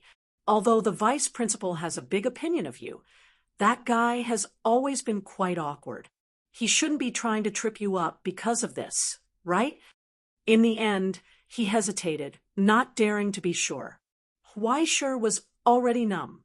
There was a lot of information in this old bastard's words, and he couldn't digest it at all. But while he was in a daze, the elevator had already gone down to the bottom floor. After passing through layers of strict defenses that Weischer couldn't even detect, it went straight to the core of the Ivory Tower and slowly opened there. When Weischer walked out and passed through the last door, he caught a glimpse of countless heavy books suspended in midair. It seemed that there was a tree of light spreading in the void. Those straight branches crisscrossed and formed a three-dimensional matrix in the huge underground square. When the layers of matrices intersected with each other, heavy books emerged at the nodes, formed and rotated slightly. They were all fragments of Kingdom of Heaven. Weischer felt the Book of Destiny tremble violently. This was the vague outline of the fallen Kingdom of Heaven, a massive structure formed by thousands of fragments of Kingdom of Heaven. At the very core of the countless light matrices, there was a complex projection that was purely formed by the overlapping of countless images. Every moment, it revealed a different appearance. Amidst the flowing light and bubbles, the outline of a book was faintly outlined. Perhaps that was what the Book of Destiny should have looked like. Just by existing here, it seemed to control the operation of the whole world, shrouding everything in its own writing and records. In the almost suffocating spectacular scene, Weischer couldn't help but sigh. It's really beautiful. Who says it isn't? The principal sighed softly. Unfortunately, it's a fake. Chapter 5:13. In an instant, there was a sudden dead silence. In the long silence, Weischer finally realized what he had said. Immediately, he froze in place and fell into shock. He was really trying hard to be shocked, or at least to show that he was really shocked. But when he turned around, he saw a smiling face. He was behind him, staring at him, and beside him there were countless beastly eyes. It was a terrifying scale that was incomparable to all the types and numbers of beasts that Weischer knew. Countless beasts were hidden in the shadows, forming a tide that suddenly erupted and covered everything. And in the sea of tigers and wolves, in the mountains and in the bushes, there was an old man in a black suit. His white hair reached his waist, and he held a cane in his hand. He was carefully studying Weischer's appearance and smiling. "Why are you so surprised, Weischer?" The principal, who finally revealed his true appearance, asked softly, "Really, isn't it on you?" So hundreds of millions of beasts lowered their eyes and looked at Weischer with all the ferocity in the world. Weischer was shocked. This time, his shock was finally real. His mind was empty, and there was only a buzzing sound. As the biggest secret in his heart was revealed, his vision suddenly turned black, and he almost couldn't stand still. He couldn't breathe. He opened his mouth with difficulty, and wanted to speak in the midst of the countless beasts, but countless thoughts emerged in his mind, mixed together with fear, panic, and shock, and it was a mess. He could only subconsciously ask, in astonishment, "Old bastard, what are you talking about?" Just like that, after holding it in for a month, Huaishur finally called him an old bastard, even though it was at the most inappropriate time. But after calling him an old bastard, Huaishur felt incredibly refreshed and calmed down again. In the silence, the phantoms of countless beasts had disappeared at some point. Only the two of them looked at each other. The principal looked at Huaishur's face in confusion, as if he was uncertain. Did I make a mistake? He stared blankly for a long time, then smiled embarrassedly. "Sorry, look at your pale face." Huaishur was silent for a long time. His face twitched, but in the end, he breathed a sigh of relief. "Don't make this kind of joke, Principal. It will scare people to death." "No, I'm not going to open it." The principal smiled warmly again and patted his shoulder. "Let's put down the knife first." It was as if he saw the sacrificial knife silently appear in Huaishur's right hand behind his back. He scratched his white hair and asked curiously, "What's the matter? And why did you call me an old bastard?" "Huaishur." The principal was speechless. An awkward silence ensued again. After a long time, Huaishur coughed twice and asked, "Can we change the topic?" After a brief silence, the principal could not help but shake his head and tap his cane on the ground. In an instant, the sofa that had just been sent back to Huaishur's home returned here again, appearing behind Huaishur's, but it even brought the tea on the table along with it. "All right, sit down first, have a sip of tea, and talk slowly."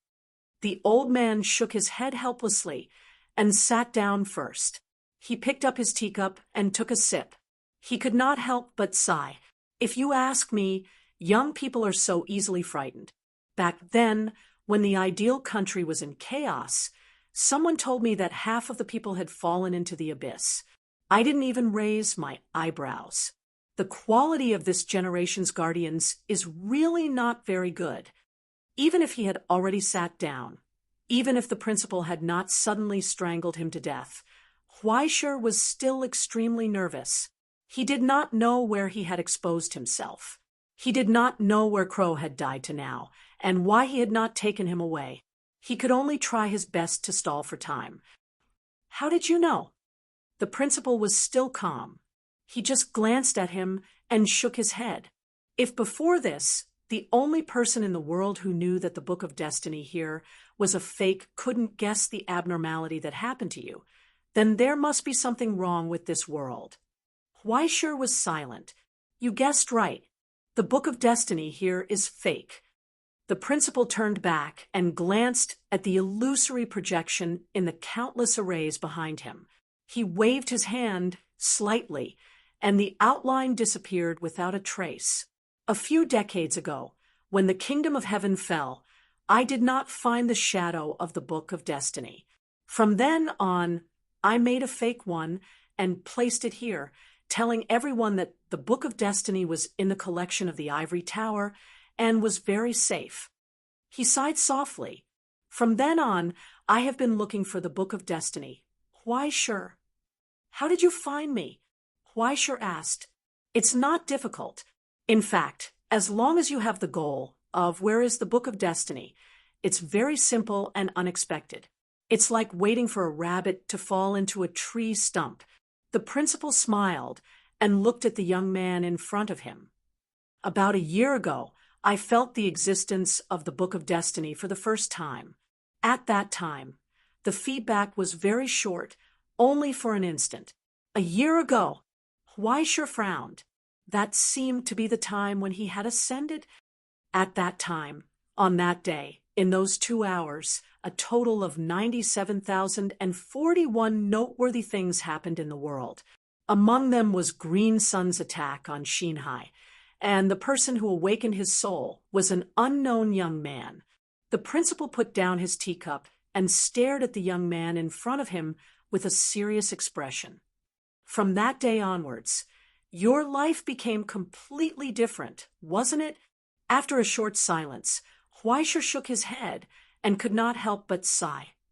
It was even earlier than that. This time, it was the principal who was stunned. He was silent for a long time. What's wrong? Huaisher did not understand.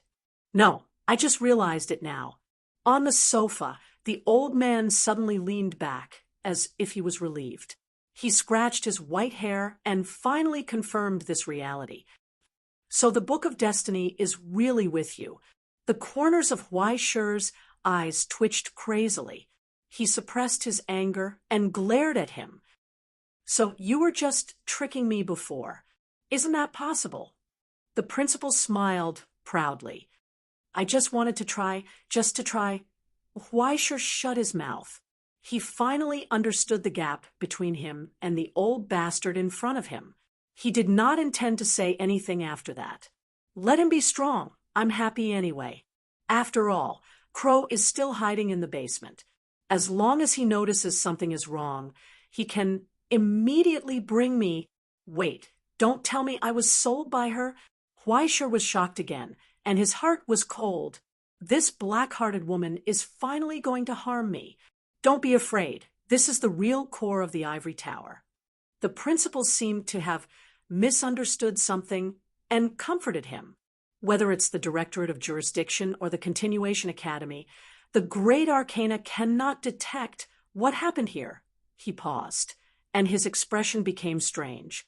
In other words, no matter what happens, the outside will not know. So, Huaisher indifferently pulled out the sword of virtue, placed it on his knees, and straightened his body. Principal, do you think I will give up resisting? Give up? Huaisher. The old man shook his head. Without that gun, you have no chance of winning. Even if it's a deathbed struggle, it's still better than waiting for death, isn't it? Huaisher coldly retorted, Principal, bring it on. Let's see if I'll give up without a fight. Before I die, let me understand the difference between myself and a veteran Tier 5 sublimator, so that I can die with dignity. That's why it's really bad for young people to have the habit of fighting and killing. The principal sighed helplessly and raised his hand. The scepter in his hand turned into a fat cat that jumped into his arms and purred as he scratched it. I was hoping that we could be honest with each other after you came here. I'm already 112 years old. Huaisher, among the survivors of the Utopia, the youngest who could survive until now is over 90 years old. For people like us, even if we obtain the Book of Destiny, what can we do? A devastated utopia, an empty paradise, a broken book that can't give me anything other than a meaningless identity? It chose you, Huaisher, so it's yours. Just like how we never wanted to take away Orton's legacy, you don't have to worry about what I will do to you. Otherwise, I wouldn't have brought you here. There are countless places in the ivory tower that are more suitable for killing and hiding corpses than here, and there are also countless excuses for your disappearance. Huaisher was amused. So, now that I'm lying on the chopping block and not killed, I should be grateful to you. Principal, you used 50 graduation certificates to force me here, just to tell me this? Very well, Huaisher. I can feel that you are starting to be honest. The principal looked up and studied his cold face, and could not help but smile. I'm starting to recognize the real you, just as you have seen the real me. Nice to meet you. Huaisher, he said, I'm the principal of the ivory tower, and I was once a scribe in paradise. Before paradise fell, I was one of the candidates for the Book of Destiny. The old man with waist-length white hair introduced himself and reached out his right hand to Huaisher. My name is Russell. Huaisher looked at his serious face in shock, and then looked at the hand in front of him. After hesitating for a long time, he reached out and shook it. Then he heard a snap. He felt his vision go black. It was as if he had touched a high-voltage electric switch. His body twitched on the sofa involuntarily. His hair was charred black by the electricity, and he could not move. After a long time, Huaisher finally reacted. He gasped in a daze and looked up at the old man with a nasty smile. You don't think I've forgotten that you called me an old bastard, do you? In front of him, Russell hugged the cat and glanced at him from the corner of his eyes. This is the first lesson I taught you as your teacher, kid. He paused for a moment and revealed a gloating smile. The leader lied to you when he said he wasn't angry. Chapter 5:14. Teacher, Huaisher's entire body went numb. He lifted his head from the sofa with difficulty and looked at the old ghost in front of him. When did you become my teacher? University is a place to seek knowledge. Huaisher, time is short. Do you want to pass 4 years in vain? The principal grinned and looked at the young man on the sofa.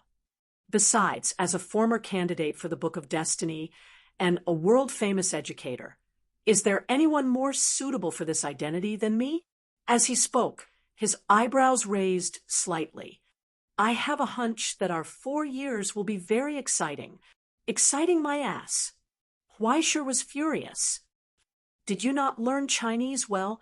Ha! I am a substitute professor for advanced mathematics and history of philosophy, as well as an archaeologist. Do you want to see my degree certificate in Doomsday language? It is definitely better than a high school student. Huaisher could not help but sneer. What a coincidence. Do you want to see my 50 diplomas from world-famous universities? But there is no language in them, Russell reminded him. Huaisher was at a loss for words. Although he wanted to refute him and say that he was talking nonsense, when he thought about it carefully, it seemed that there really was no such thing. No need to think about it. There really isn't any. Luosu whistled. I sent it to you. I'm very clear about it. So what are you trying to do? Huaisher was furious. Why are you talking so much nonsense? Are you going to kill me or torture me? Can't you be more straightforward? It's not that exaggerated. Russell waved his hand. After thinking for a while, he said, seriously, I just feel that I should be responsible for you. Don't. We have no grudges in the past, and this is the first time we have met. Don't take responsibility for me. In his paralyzed state, Huaisher shook his head like a rattle drum. He was scared out of his wits. Whoever made this old bastard take responsibility would have 8 lifetimes of bad luck. It's fine if you don't want to. Russell held the cat and waved his hand generously. The ivory tower belongs to me alone. Young people, if you have any different opinions, you can also raise them. Do you think I will hold a grudge against you because you refuted my words? As he spoke, he lowered his head and looked at Huaisher, looking forward to his reply. Don't you want to? Huaisher rolled his eyes and completely ignored him. Since no one has any objections, this matter is settled. Therefore, after a fair and democratic resolution, Russell clapped his hands and finalized the resolution. Then he put away the 6 machine guns that were about to poke Huaisher's head. She picked up the cat in her arms and threw it onto Huaisher. There was a loud bang. Huaisher was still unable to move. He felt as if someone had punched him in the stomach. His face instantly turned green. This cat, why was it so heavy? This old bastard wants to hurt me. This is a greeting gift from your teacher, Russell said with a smile. A greeting gift? Huaisher struggled for a moment and slightly propped himself up from the sofa. He looked at the fat cat in his arms and frowned. Just a cat. That's too stingy. You have to be more respectful when speaking to it. Russell shook his head and reminded him, it is very cold. If you anger it, it might give you some face. Before he finished speaking, he saw that the cat had already intimately laid in Huaisher's arms and was being caressed by Huaisher. It shook its little head and rubbed against his hand. After getting up and licking his face, it happily stepped on Huaisher's stomach with its 2 paws. It meowed happily. Isn't this cute, obedient, and easy to rub? Huaisher raised the orange cat with both hands and looked down. Aya, it's a big girl. How is it cold? By the way, what did you say just now? Russell's expression suddenly became a little complicated. Recalling the tragic past of being scratched on his face several times, he had a lot of curses that he could not bring himself to say. Huaisher stroked the cat and finally felt a little better. What's its name? War and Peace. What? That's right, War and Peace. Russell sighed. Before the Republic was divided, there were many things that were unwilling to be left out. For example, records would choose the members of celestial genealogy they liked and sign a contract with them to become partners and companions, just like Lord of the Flies and Orton, Gone with the Wind, and Lady Chachel. Following Russell's words, the orange cat in Huaisher's hand turned into a broken book. Even the cover was incomplete, and the contents inside were blurry. Only half. Huaisher frowned. Yes, in the records excavated from the wreckage of the Kingdom of Heaven, it was the most pitiful one. It was not even 1/3 of what it is now, and it was on the verge of death. After so many years, it still has not recovered. Russell sighed. But now that it's out of danger, I hope it can return to its former state in your hands. The broken book turned back into the appearance of a fat cat. Its 4 paws clung to Huaisher's body, as if it was afraid that Huaisher would leave it here. Huaisher felt helpless. Fine, it's just a cat. I already have such a big horse at home. Do I lack cat food? I hope you don't eat too much. Huaisher rubbed its head and did not object. Is there anything I need to pay attention to? Since it's only half a book, it's difficult to stabilize its nature. You have to remember this. It will change from time to time. The color in its normal state doesn't matter, but when it becomes a black cat, it's in a state of war. When it becomes a white cat, it's in a state of peace. However, this is actually a regular pattern. Russell exhorted. Usually on Monday, Wednesday, and Friday, it's the code of war with its own wide-area offensive buff. On Tuesday, Thursday, and Saturday, it's the peace treaty which can apply a restorative halo to a group. What about Sunday? Huaisher asked. It's off on Sunday. Russell shrugged. You can't expect a cat to go to work every day, right?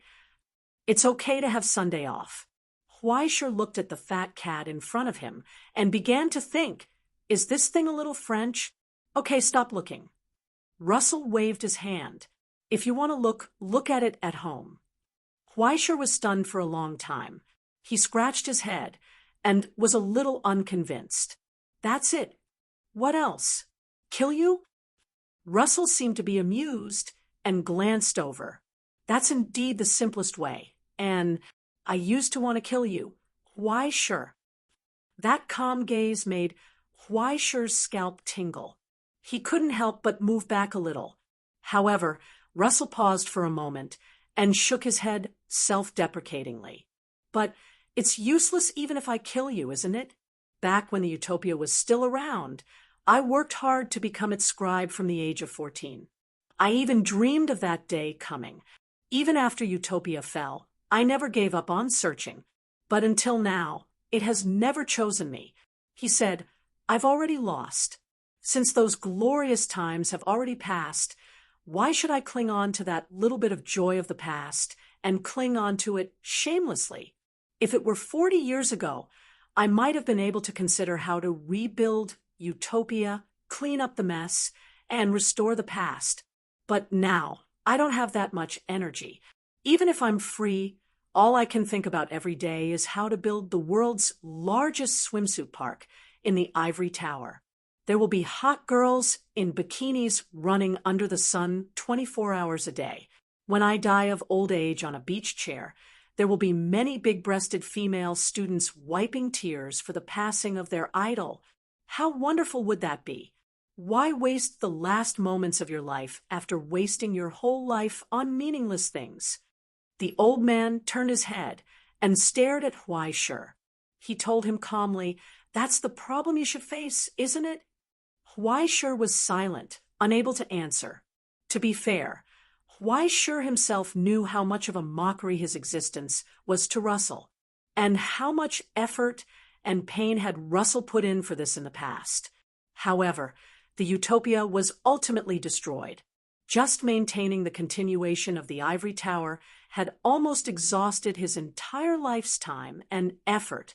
Even Huaishir himself felt that even if he used his entire life, he would not be able to clean up the mess and problems represented by the Book of Destiny, not to mention rebuilding that glorious utopia. He could understand Russell's confusion. In the beginning, Huaishir had felt fear and dread because of the existence of the Book of Destiny. He could not wait to get rid of this dangerous and heavy mission. However, with his subsequent experiences, his way of thinking gradually changed. After countless cycles and trials in the myriad heavenly sphere, even though there were no detailed memories left, Huaishir gradually no longer resisted the meaning of the myriad heavenly sphere. Just after Russell exposed Huaishir's biggest secret, facing the owner of the ivory tower, this genuine veteran-crowned person, what he thought was not to hand over the Book of Destiny, but to fight to the death. It was only at that moment that he realized that the Book of Destiny had become an indispensable part of his life. It was difficult to part with it. Looks like you've understood something. Russell laughed softly. It's always good to have some understanding. I hope you can continue to have such determination in the future. Following his words, the leaving elevator opened behind Huaishir again. But Huaishir did not move. After hesitating for a moment, he suddenly asked, "Don't you want to see it?" For a moment, Russell's shoulders trembled slightly. The old man had his back to him and did not turn around in the end. "No," he said, "there's no need." With that, Russell raised his head and looked at the illusory projection in the sky. "I can see it here every day. There's nothing strange about it. Did you see it today, Huaishir?" "Yes." Huaishir nodded. "Very good. You should go, Huaishir." He waved his hand. "New teachers are not qualified to stay here for too long. I still want to see it for a while, so I won't send you off." Before leaving, Huaishir looked back at the lonely figure under the complex matrix one last time and did not say anything. The elevator door closed. Chapter 5:15. When the elevator door closed, the illusion of a bird descended from the sky in the silent underground library. It was as fleeting as a dream. You shouldn't have scared him. Crow stepped on a random record in the matrix and looked down at Russell with a serious expression. "I persuaded him to accept your invitation, not to let you scare my contractor." After a long silence, Russell finally let out a long sigh and shrugged helplessly. "I didn't want to scare him. In fact, he scared me." He paused for a moment, raised his head, and asked, "Did he really pass the Wanxiang Heavenly Sphere's highest standard selection?" "Even higher than the highest standard." Crow said, "Out of 60,000 tests, he passed 57,000, and 3,000 were judged as failures. It wasn't because he failed, but because he didn't want to sacrifice anyone other than himself. Russell, you should understand what this kind of result means." "Unprecedented, right?" Russell sighed. "So you have to understand my aging heart. Not everyone can be like you." "I can understand." Crow's tone did not soften. "But this is different from what we agreed on." "If he was ordinary—" "No, if he had the slightest bit of impossibility, I would have gone with the flow and given up, turning a blind eye and a deaf ear. But since there is a way, I can't let him grow unchecked. Russell said, I don't think my plan is too cruel. On the contrary, it's because you are too gentle with him. Isn't it? As he spoke, he raised his eyes and stared at the bird above the dome, his eyebrows raised. This is something I didn't expect. I thought you would be more radical than me. Ha ha, I'm just a weak, helpless, and pitiful woman. Don't you think you misunderstand me a little too much? Maybe. Russell looked away indifferently. I don't think my arrangement is wrong. Indeed, it's not a mistake. On the contrary, it's very appropriate. But you can't just ignore his thoughts. Crow said, I hope that you can guide him as a teacher and not establish a relationship with him through coercion. My contractor isn't someone who likes to be obedient. Trust me, there will always be something unexpected waiting for you. I've already seen it. Recalling how war and peace meowed like a cat in Weischer's arms, Russell's expression became complicated.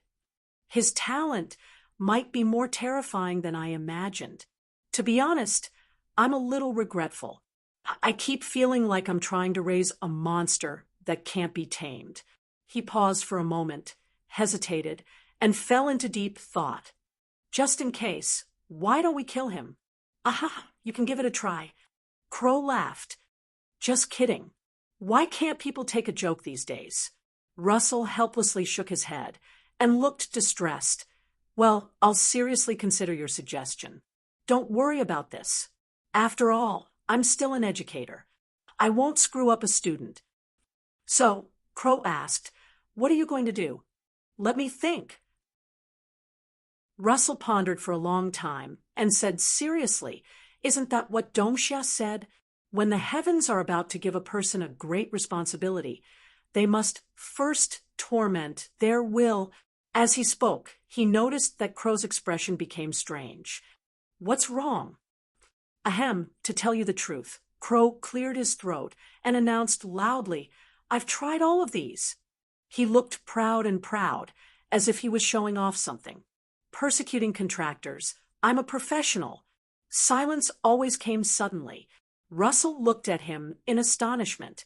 After a long time, he still couldn't hide his shock. Why are you so wicked? Crow awkwardly looked away. After a long silence, Russell asked curiously, did it feel good? That's really. Crow laughed, looked up at the ceiling, and didn't answer. Although her conscience was still aching, she had no choice but to admit it. It felt so good. The next day, Weischer, who officially entered the teaching and research room for the first time and wanted to keep a low profile, received his first position adjustment notice in the ivory tower with 2 dark circles under his eyes after a sleepless night. The vice principal, who was still expressionless, immediately announced the change after the regular meeting began. Because Mr. Ramanujan, the former secretary of the principal's office, was appointed as the person in charge of the second phase of the Abyss campus, he will leave the school headquarters for a year-long business trip. So, before he comes back, the position of the secretary of the principal's office will be temporarily held by one of our lucky group members. So, can you guess who this person is? As soon as the vice principal finished the first half of the sentence, Weischer closed his eyes in despair. Then, Weischer, who had nothing to live for, welcomed the expected result under the cold eyes of the vice principal. It's you. Are you surprised? Are you surprised? In this way, in the applause, Weischer became the secretary of the principal's office on the first day of entering the teaching and research room. And it was a male secretary. Such an opportunity was rare and precious. A newcomer, in a month, leaped to become the confidant of the principal, the confidant of the vice principal. Even if there was no change in the teaching position, who dared to look down on the person who drove for the leaders and poured tea for them? Professor Anton's hand was almost swollen by Weischer's shoulder. With a look of relief, he felt that the young man didn't let him down. He said that he must work hard and set a new high. Huaishir could only remain numb throughout the entire process to prevent herself from crying when she thought of her tragic future. His eyes were red. He could only say that he was touched. It wasn't that he didn't think of running away, but he didn't expect that he would lose everything now. He could run away, but the house couldn't. Even if he smashed the door of the basement with a hammer and called the crow out, she would only use "isn't it good?" or "it's all good" to fool him. If she wasn't involved in this, Huaishir dared to dig out his eyeballs and let little 19 step on them. The world was so cold. Only the cat in his arms and the student in front of him had a little warmth. Huaishir couldn't help but sigh to the sky. In a moment of carelessness, his hand touched Yuan's head and rubbed it like the cat in his arms. When he reacted, he found that Yuan had completely fallen into a sluggish state. Only her forehead was very hot. It was about to crash. Sorry. In order to cover up his gaffe, Huaishir could only put the cat into Yuan's arms. After coughing twice, he told her to practice hard and quickly slipped away. He went straight to the principal's office. Huaishir wanted to see what the old bastard could come up with to torture him today. Even if he jumped out of the ivory tower today and fell to his death in the abyss, he would never bow down to the old bastard again. 10 minutes later, Huaishir came out of the office happily. Before he left, he didn't forget to turn back and bow to Russell gratefully with a simple and honest smile. "Thank you, Principal. You're so nice." Whoever dared to oppose Principal Russell, he would smash that person's head. 10 minutes ago, Huaishir walked into Russell's office angrily. The first sentence he heard was, "Xiao Huai, I remember your young Master Ming, right?" Huaishir was about to sneer and ask him, "So what if I am," when he saw the principal, who was focused on correcting documents, raise his head and say, "In that case, I'll lend you the school's dragon summoning flute." Before Huaishir could squeeze out a sneer, his face stiffened and his eyes widened in disbelief. What? The dragon summoning flute? Like an honest and kind elder, Russell took off his glasses and asked with a puzzled expression, "Have you never heard of it?" It was because he had heard of it that Huaishir was so scared that he was about to tremble. Although the dragon summoning flute was called a flute, it wasn't as small and exquisite as its name sounded. Instead, it was 4 or 5 stories tall and was buried deep in the academy's basement. It was almost connected to the ivory tower. In essence, it was a divine mark made up of a secret instrument and countless expensive instruments. It was said that once it was played, combined with the divine mark of the mourners and a large amount of origin substance offerings, it could summon a dragon blood legion from the abyss to serve the user. These creatures that inherited the abyssal dragon blood were all terrifying existences on the level of the crowned. Normally, they would roam the various hells alone. Only this ancient contract could make them willingly gather in one place and lower their heads to obey orders. This kind of thing that could be called a weapon of war had always been sealed in the deepest part of the academy. Although there were many rumors about it, there were not many people who could confirm the credibility of these jaw-dropping rumors. But other than its ability as a weapon of war, the dragon summoning flute itself was one of the top 6 abyssal spies in the entire realm. It was second only to the Hubble spies that the Astronomy Society had created at the very end of the border. At the same time, it also had all the authority of the abyssal spies of the ivory tower. It could send its own signal to any large group that had come into contact with the ivory tower and had signed a contract with it.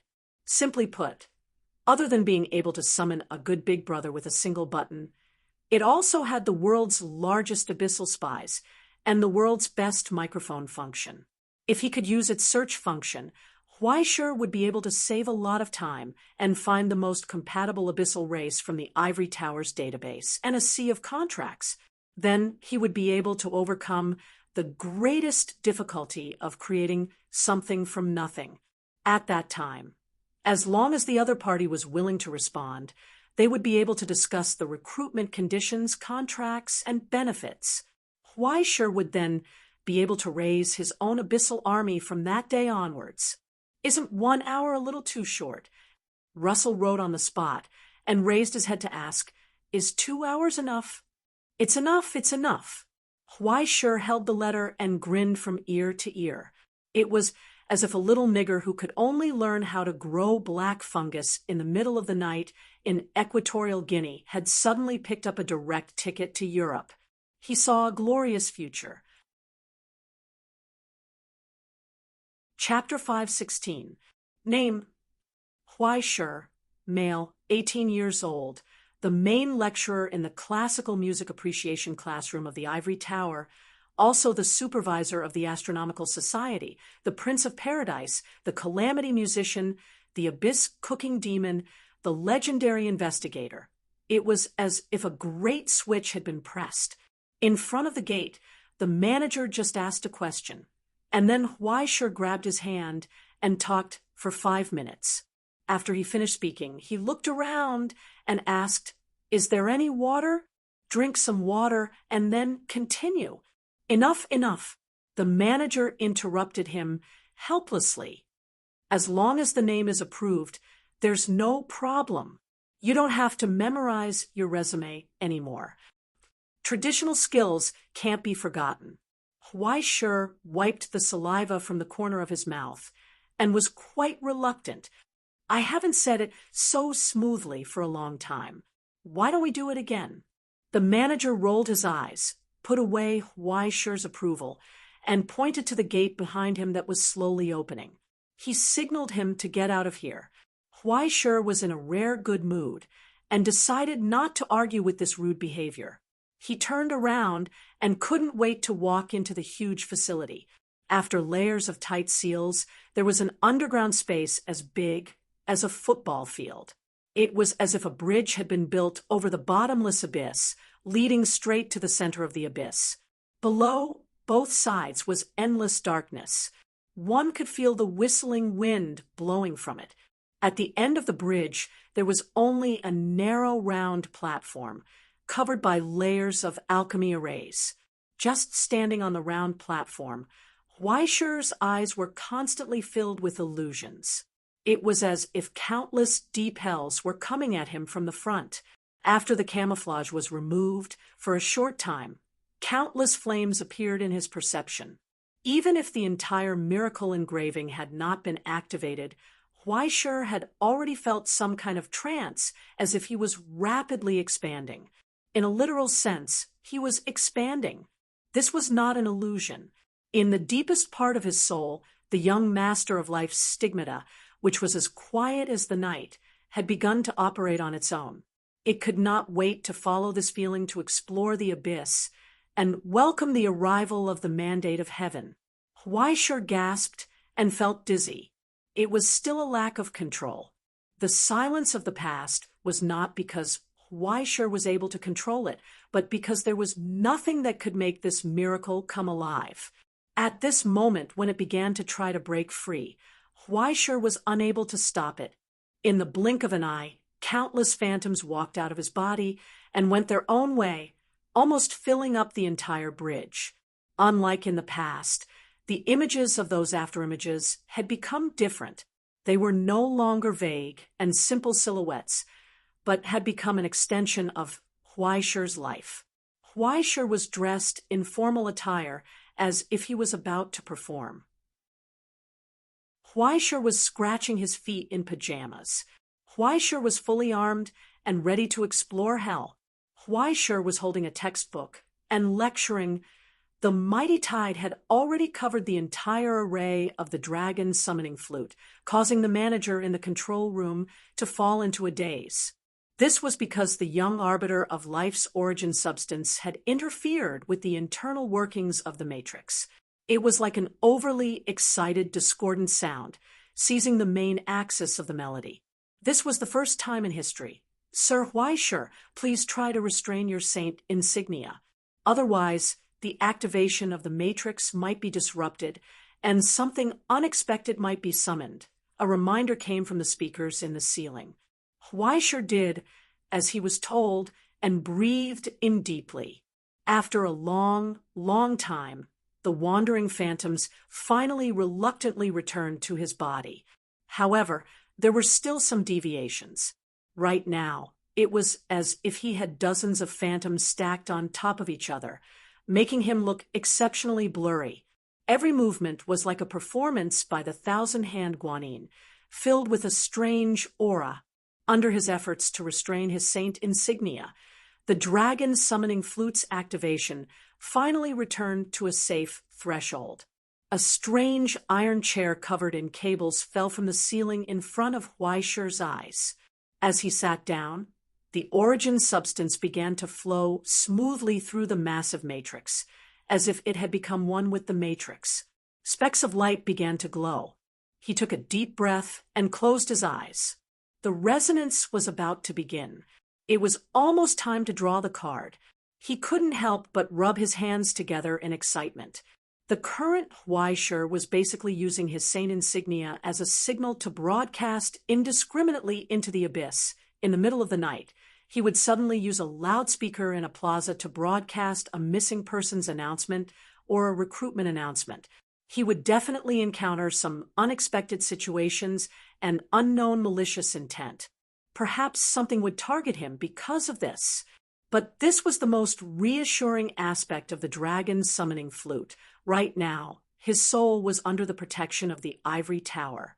Unless some ruler of the infernal realm hated Huaishi to the bone and couldn't wait to lead an army to deal with him as soon as they heard his voice, Huaishi would be able to sit back and relax no matter what happened. However, there was one thing that he hadn't thought of. When his origin substance was broadcasted into the abyss through the dragon's summoning flute, it was as if he had poked a hornet's nest and thrown a string of 800 beeps into a pigsty.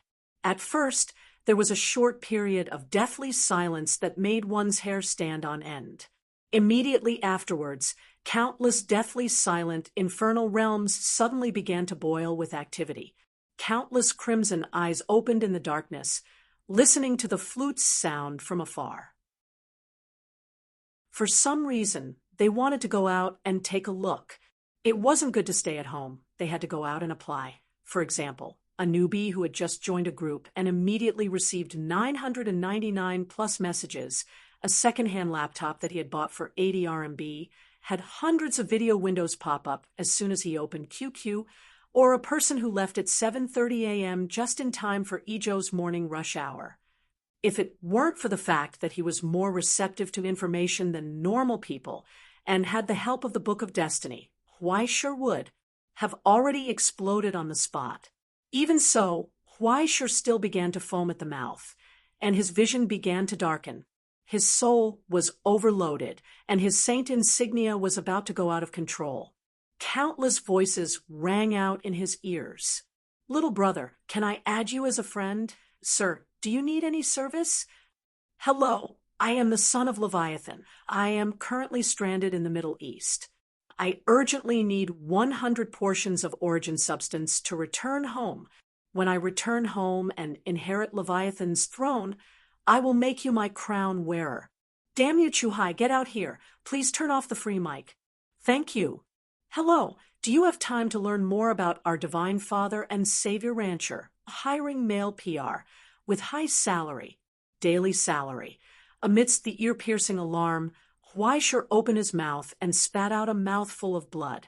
He subconsciously raised his hand and pressed it against the Book of Destiny, writing down the first recruitment requirement. Remove all records of origin substances other than the resonance response, including those threatening species on the ivory tower's blacklist. If you're not applying, then crawl. In an instant, the noise was cut in half by the dragon's summoning flute's array. Huaishi finally caught his breath, but he was still dizzy. He hurriedly wrote down the second requirement: remove all abyss species that have already pledged loyalty to someone. The young arbiter of life's mandate was unique. If the target of their loyalty wasn't him, then no matter how powerful the abyss species were, he wouldn't be able to obtain any correction points. He might as well not have it. As Huaishi wrote down the second requirement, The countless noises paused for a moment, then decreased by more than half.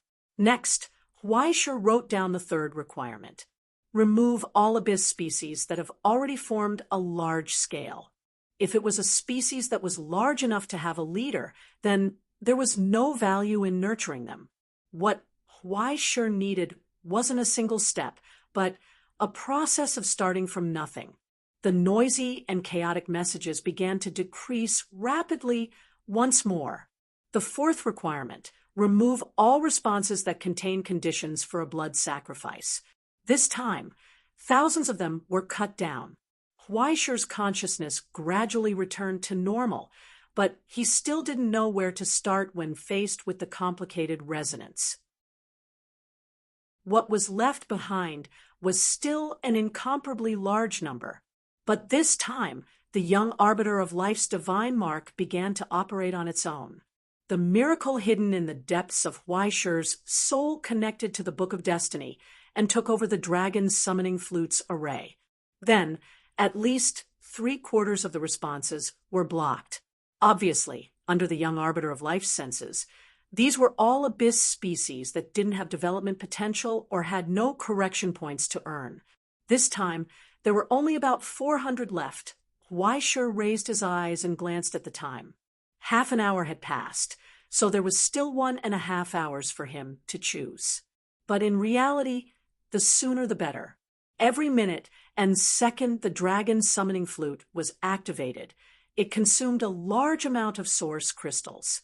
In just half an hour, it had already burned through at least 60 million USD. He pondered for a moment and began to think about his needs for the abyss species. Soon, he sorted out his thoughts. First of all, they shouldn't look strange. Otherwise, if they summoned a group of tentacle monsters or some other unknown thing, he wouldn't be able to handle it. Then, they shouldn't be too troublesome or ask for too much. Otherwise, would he be a leader or a grandson? Finally, since he didn't plan to make a one-time deal, the more they hit it off, the better. Just as he formed his thoughts, in the huge array in front of him, a burst of light surged. There was actually an abyss species that completely met the requirements and couldn't wait to respond to his summons. As the light dissipated, a pair of icy blue eyes appeared from the darkness. The classic black and white color scheme, as well as the devilish smile at the corner of its mouth, gave off a domineering aura. After opening its mouth and howling at Weischer, the abyss species that looked like a sled dog walked briskly to the edge of the round platform. It lowered its head and sniffed around. Then in front of Weischer lifted one of its hind legs. Beep! Weischer expressionlessly pressed the button in front of him and returned to the abyss. Goodbye. He really had enough of this stupid thing. Anything was fine, even if it was a group of green-skinned goblins, but definitely not a dog. Thus, with a burst of light, a green-skinned goblin with only a rag around its crotch jumped out of the summoning array. Beep. Weischer pressed the button again. He changed his mind. Not even a goblin. Then, the light lit up again. An tempting and hot silhouette slowly emerged from it. A high-heeled shoe stepped on the altar, accompanied by an ecstatic moan. A young lady whose 3 measurements were hot to the point of exploding and who was wearing bikinis walked out of the summoning array. She raised her charming and sweet face and looked at Weischer's appearance. Her cheeks flushed with excitement. She opened her mouth and licked her lips, but before she could speak, beep. Weischer expressionlessly pressed the button and returned. Not only was his heart unmoved, he even wanted to laugh. Stinky sister, who are you trying to flirt with? Do you really think this is a brothel? Crawl for me. The light lit up again. Mortal who is calling for the great. Beep. Honorable sir, I am an abyss idol trainee. Good at singing. Beep. You are my F*** king. Beep. You. Beep. This time, Weischer was too used to pressing the button. He didn't even get to see the person's face clearly before he was sent away. Just as he was regretting, the light lit up again from the summoning array. Cat Paradise, Honest Management, now urgently hiring. F***CK, why is it you again? The familiar figure in the puppet costume saw Huaishir as if he had seen a ghost. Without waiting for Huaishir's reaction, he directly walked up and slapped the return button. He ran away, and he ran even faster than before. Huaishir didn't even have time to curse. They had worked together for so long. Not only did he not help, but he also ran away so fast. He really didn't have any conscience. He could only rage, helplessly. After continuously encountering such a bunch of unreliable people, he had already despaired of the promotion channels for the dragon summoning flute. Was there really no normal abyss tribe that came to apply? When Huaishir started to doubt life, the summoning array lit up again. It's the end of the month. Please vote. Chapter 517. As the light of the miraculous engraving lit up, a burst of impassioned drumbeats came from inside. Then, a huge laser ball rose from the light, refracting colorful rays of light. It illuminated the figures of 16 bearded dwarfs wearing only tight leather pants. Their upper bodies were naked, as if they were covered in oil, reflecting the strange light. The short, muscular abyssal midgets jumped to their feet amidst the passionate music and sang in unison, "Hey, young men!" Huaishir closed his eyes in despair. Out of respect for the orchard gym, he did not press the button immediately. Instead, he fumbled in his pocket for a long time and took out his gun. He raised the muzzle and pulled the hammer. He closed his eyes and fired randomly. He would kill as many as he could. After emptying an entire magazine, the dwarfs, who looked like they were about to be killed on the spot, hugged each other and shivered in fear. Seeing this, he wanted to shoot a few more times. Phew! In the silence, Beelzebub, who had not worked for a long time, could not help but moan happily. "Thank you, brother. I'm done." "You're not allowed to be done." Huaishir was infuriated. He wanted to cleanse this thing and the group of people in front of him. "Where are you from?" He stared at the strange dwarfs and found that a few of them looked familiar. He did not know where he had seen them before. "What do you want?" Among them, the muscular dwarf, who was originally wearing a thin veil, raised a sign while shivering. "How can we not sing at such a critical moment? The Abyss Choir is at your service." "Amazing! Why is it you again?" We're here for a job interview." The dwarfs hugged each other and shivered, pointed at by the gun that was emitting a deadly threat. They were so scared that they were about to cry. They hurriedly raised the letter of introduction from the Hell Music Association. "Mr. Paganini recommended us." The leading dwarf shrieked. "He also said that you'll definitely like this program, and told us to cater to your interests." "Cater to my interests?" Did the Hell Music Association have some misunderstanding about me? Huaishir scrutinized the pile of oily muscular dwarves in front of him and felt a headache coming on. "I beg you, can you not join in the fun?" Huaishir covered his face and waved his hand. "I just wanted to recruit a group of Pokemon." "Why are you doing this to me?" Beep. Click the repatriate button. With a sliver of hope, Huaishir raised his eyes. Next. But this time, the light lasted for a long time, so long that it made people uneasy. Nothing came out of it. Only the faint sound of paper being torn could be heard. It was like the fear that reverberated in the spinal cord at midnight. It made one tremble with fear. Soon, the light disappeared, but nothing appeared. Only a few dozen pieces of red paper that had been torn to shreds fell out. They looked like torn bills, full of curses and anger.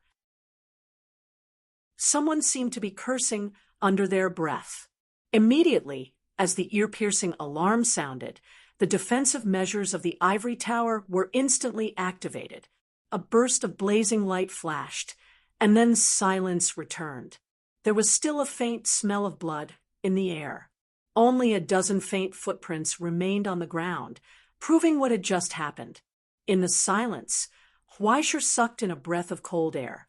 In the stuffy interior of the dragon-summoning flute, he was so scared that his hands and feet turned cold. Could this world still be good? How could he not know what had happened? Just a moment ago, some indescribable, bizarre existence in hell had already set its sights on him. If not for the protection of the dragon-summoning flute's miraculous carvings, he would have died a horrible death. No, death would have been easy. A large number of tragic cases were still in the library. How could he not be afraid? After this example, Huaishur woke up with a start. He regained his original vigilance. Even with the help of the dragon-summoning flute, he still had to face all kinds of strange things from hell. Even the archaeological team would sometimes fail miserably. At this time, no matter how cautious he was, it would never be too much. Being reliable is the most important thing. He sighed from the bottom of his heart, but in the countless hells that were full of strangeness and horror, where could he find a reliable race that he could cultivate without worry? Powerful species like sled dogs had enough destructive power, but they were difficult to tame and control. And strange women with coquettish appearances were too strange to be trusted at all. The good brothers of the kitten paradise were strong and powerful, and he knew everything about them. But the bastard kitten ran away faster than anyone else when he saw him, as if he had seen a ghost. He was afraid that the paradise's legal department would become extinct. Huaishur sighed. Just as he was about to start again, the Book of Destiny suddenly moved. It directly adjusted the order of the resonance in the miraculous carvings and placed an inconspicuous response signal at the back, at the front. Then, the light of the summoning instrument lit up. This time, a weak squeaking sound came from inside. Huaishur's eyes widened. He only saw a little mouse that hadn't even fully grown out crawling out from inside. It squeaked at Huaishur as if it was whining and trying to please him. A mouse? Huaishur was stunned for a moment, and he was dumbfounded. He didn't understand what the Book of Destiny's selection criteria was all about. But then he saw a sharp bird's beak poke out from the light, aimed at the little mouse's neck, and pecked down cleanly. With a squeak, the mouse lay on the ground and didn't move. Then, the black giant bird that was even more exaggerated than a large dog walked out of the miraculous carvings, picked up the little mouse, squeaked twice, and ran towards Huaishur with its short legs very affectionately. It put the little mouse that was still breathing on the ground. It bowed to Huaishur. It jumped on the spot, as if it was giving a greeting gift. Squeak! The newcomer's blood-red eyes were exceptionally excited. It spread its dark wings towards Huaishur and let out a sharp cry. Seems a little familiar? Just as Huaishur was stunned, the giant crow that suddenly appeared seemed to be afraid that Huaishur would be polite to it. It picked up the little mouse, put it into Huaishur's arms, and rubbed it twice. It signaled Old Tai to eat it while it was hot. Huaishur's expression twitched, and he quickly waved his hand. No, there's no need for that. Seeing that Huaishur wasn't eating, the summoned crow was a little disappointed. It lowered its head and swallowed the little mouse in one gulp, then jumped on the spot twice, and squeaked twice at Huaishur. I don't know what it's saying. Huaishur scratched his head and looked down at the unfamiliar bird. The more he looked at it, the more familiar it seemed. The crow squeaked twice again. When it noticed that Huaishur didn't understand what it was saying, it anxiously went around in circles. Soon, it shook its wings vigorously, and a green grass seed fell from the gaps of its feathers into Huaishur's hand. Picking up the grass seed, Huaishur pinched it and sniffed it. He instantly felt a familiar scent. This kind of special grass seed was rare even in hell. The only time he had an impression of it was in Yamatai, hell, Weno Park. Huaishur was stunned at first, and finally recalled the group of crows that covered the sky at Yamatai. That was when he first became enemies with the Lin family. This group of local brothers had enthusiastically led the way for him, navigating the way. Occasionally, Huaishur would reminisce about it. Who would have thought that there would be a day when they would meet again? So it's you guys. Huaishur reached out his hand to pick up the giant crow and looked at it in surprise. It's grown so big, I can't even recognize it. Seeing that Huaishur finally recognized it, the crow became excited again and turned back to the summoning device and squawked. Huaishur subconsciously felt that something was wrong. Then, along with countless shrill chirps, a dark torrent that blotted out the sky and covered the earth gushed out of the summoning device. It swallowed everything. In the short span of half a minute, when the fully armed manager abruptly pushed open the door to the dragon's summoning flute, as if he was about to face a great enemy, he saw that a dancing darkness had already covered the entire interior of the dragon's summoning flute. In the darkness, countless scarlet eyes turned back and stared at him. It was as if countless blood-red stars had risen in the night. Among the dancing red dots, only the young man, who was almost drowned, raised his head with difficulty. Carrying hundreds of excited crows, he squeezed out an awkward smile at the manager. "Sorry, the job fair is over," he said. "It's just that the number of jobs seems a little too much." Half an hour later, he sat in the principal's office in the school's main building, which was filled with crows. A total of 1,120. You're really something. Russell looked down at the report on his phone, took off his glasses, and carefully looked at the student in front of him. "Which hell did you move their whole family from?" Actually, I didn't think that much." Huaishur waved his hand awkwardly. "I just nodded, just a little. I didn't expect them to bring their whole families here." "Then you're in luck." Russell picked up the magnifying glass, walked to Huaishur's side, and carefully looked at the overly large crow on Huaishur's shoulder. He even stretched out his hand to pull open its wings, looking at the long white edge of the wings. "Especially this one, its condition is quite good," he sighed. "It has evolved into a frigid winter crow. It seems that their tribe is really suitable for you." "Frigid winter? What?" Huaishur was confused. "You don't know?" Russell glanced at him, stretched out his hand, picked up the glass of water on the desk, and poured it directly on the crow's wings. The crow immediately shook its wings unhappily and cawed at Russell. If it weren't for Huaishur, it would have pecked out the old man's eyeballs. After the water in the glass flowed over the crow's body and fell to the ground, it quickly solidified, forming little white frost. The chill was pressing. Chapter 518. Do you see it? It's almost like winter is coming, right? Russell put down his cup and said, "In some hells, we've discovered a population of these crows. They need to live in a place full of negative origin substances for a dozen generations before they can mutate. Even though it looks like an ability to control ice, it's actually the negative origin substances in their bodies that are spontaneously interfering with the outside world. This isn't a skill, but rather a phenomenon. These crows are very close to death, and they're also born with a dense amount of negative origin substances, so they're often viewed as ominous. But for a young arbiter of life like you, they're the perfect subordinate race. What's even more surprising is that they like you so much. It looks like you have a very high reputation among them."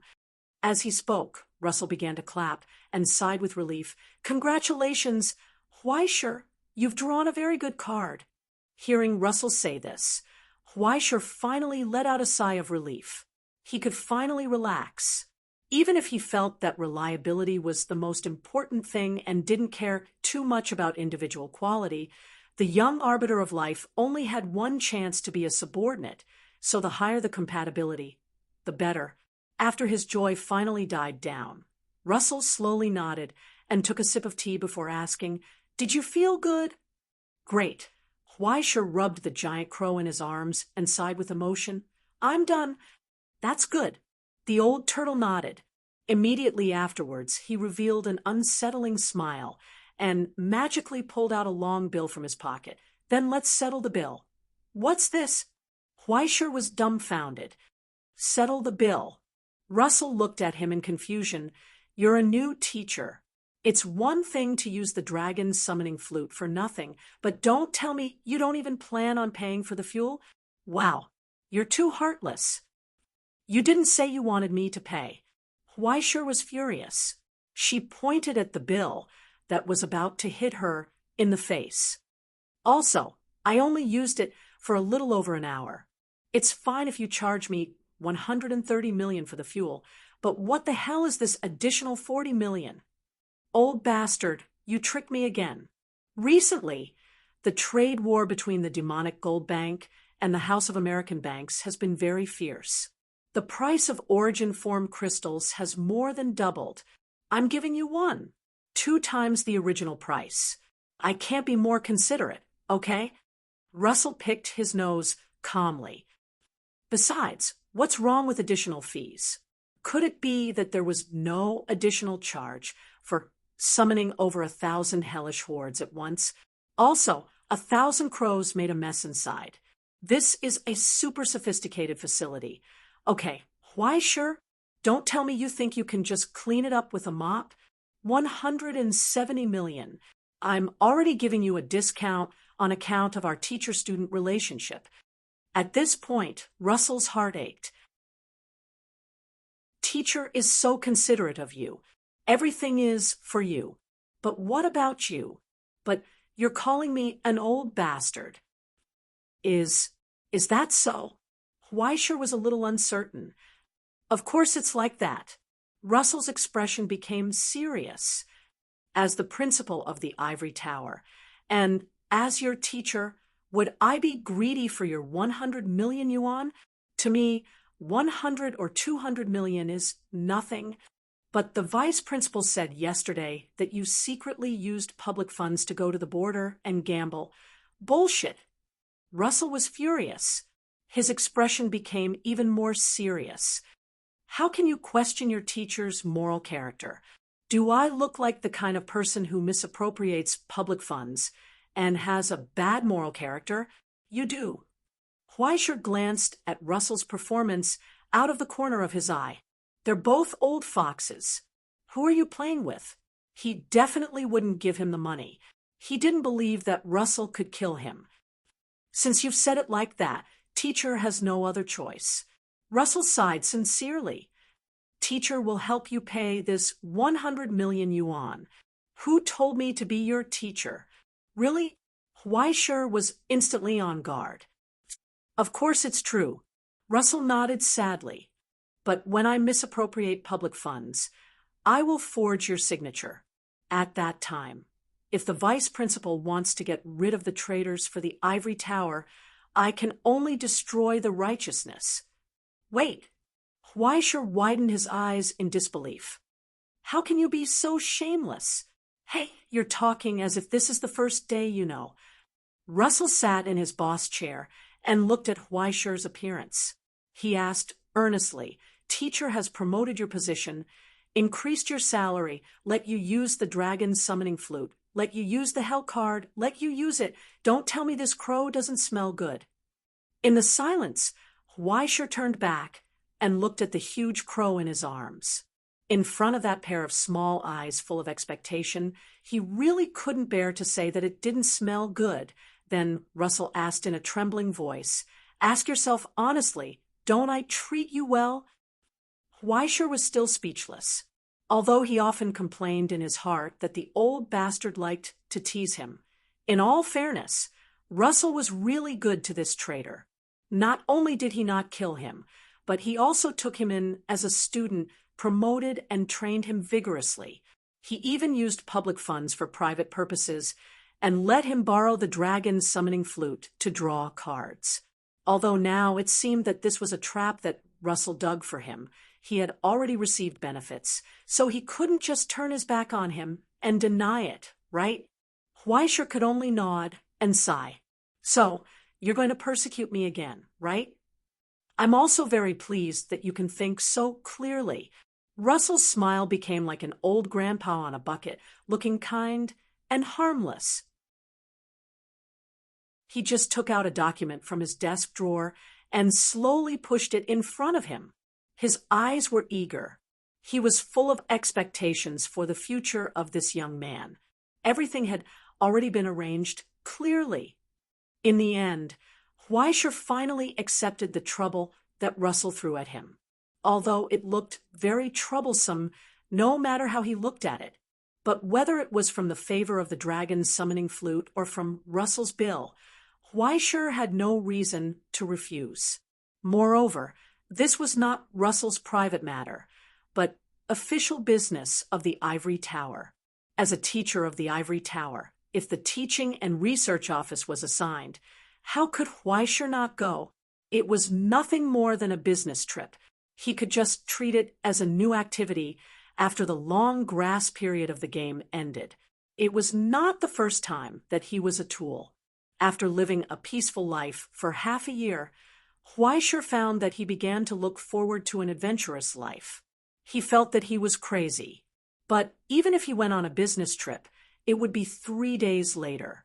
The most important thing now was how to settle down the more than 1,000 crows that he had summoned. This was really a large group of them. When they flew in the sky, they were black, and when they landed on the ground, they were also black. Moreover, they liked to go around and snatch people's food. Many students thought that the Ivory Tower was attacked by creatures. It wasn't until the school's emergency broadcast that they found out that teacher Weischer was bored and wanted to walk the crows. Thanks to a certain black-hearted woman who often pretended to be Weischer's pet and flew around. It didn't seem too sudden, but the problem was that there were too many of them, so many that Weischer had a headache. They moved from the abyss with their families because of his recruitment notice. He couldn't keep a few and then send them back. As for Fengshu's ability also had a limit. He was so old. How could Weischer throw 1,000 crows to him to raise? That was simply heartless. Don't worry, this matter is easy to solve. A black-hearted woman with the appearance of a crow said, "Don't you have to sign the contract first? You might as well sign it all at once. It's only 1,000 or so. You can fit them all in a box." So convenient? In the basement, Weischer looked at the complicated matrix in front of him and couldn't believe it. At this moment, more than 1,000 crows were densely packed and almost filled the huge basement. Weischer had no place to stand at all. He couldn't even figure out which one was his black-hearted woman, until she transformed into a human form and appeared in front of Weischer. Looking at the face that he hadn't seen for a long time, Weischer was slightly shocked and inexplicably remembered the unfinished benefits last time. "Okay, come back to reality." She raised her hand and waved in front of Weischer. Then, without waiting for him to react, she snapped her fingers. Above her head, the shadow of a crown flashed before disappearing. Following that, a waterfall of darkness gushed out from Weischer's body, swallowing everything in its path. Involuntarily, in his hand, a burning banner appeared again, and in his other hand, the outline of the Sword of Virtue condensed. With the full power of the young master's stigmata, the gloomy and solemn bone-burying sanctuary descended into the basement. The noisy birds in the surroundings fell silent in an instant. Then they spread their wings and gathered into a surging crow tide again, rushing into the darkness of the bone-burying sanctuary. The birds, who loved death, were also attracted by the pure silence. For them, they couldn't resist the attraction of the young master at all. Moreover, they didn't have any vigilance or suspicion towards Weischer. Under the cover of the abyss miracle, a flame suddenly rose from the banner in the darkness of the bone-burying sanctuary and spread among the crows. It was the qualitative change of the origin substance caused by the young master. In the flames, the crows from hell were quickly disintegrating, turning into pure mist and merging into the bone-burying sanctuary, returning to nothingness. Soon, another light lit up again, and those fleeting silhouettes emerged from the darkness. They were completely different from the past. In a short period of time, they had undergone a long transformation and rebirth. At this moment, they had become the subordinates of the young master, the guardians of the bone-burying sanctuary, and also the Hell tribe directly under Huaishur. It could be said that they themselves were already an extension of the young master's stigmata. They were no longer as large and heavy as before. They returned to the size of ordinary birds. These crows that seemed to be condensed from mist had completely transformed into origin substance creatures, becoming extremely light. It felt like a living ghost. The negative origin substance of thousands of crows poured into the Nibelungen ring, causing a huge change that Huaishur did not expect. The 9 vacant ghost positions were instantly filled. Even the previously formed ghosts were dissolved and reborn. In the group of crows, there were 9 of them whose forms changed and became more and more solid. Unlike other crows that were similar to ghosts, they had truly obtained the stigmata of ghosts and became members of Huaishur's army.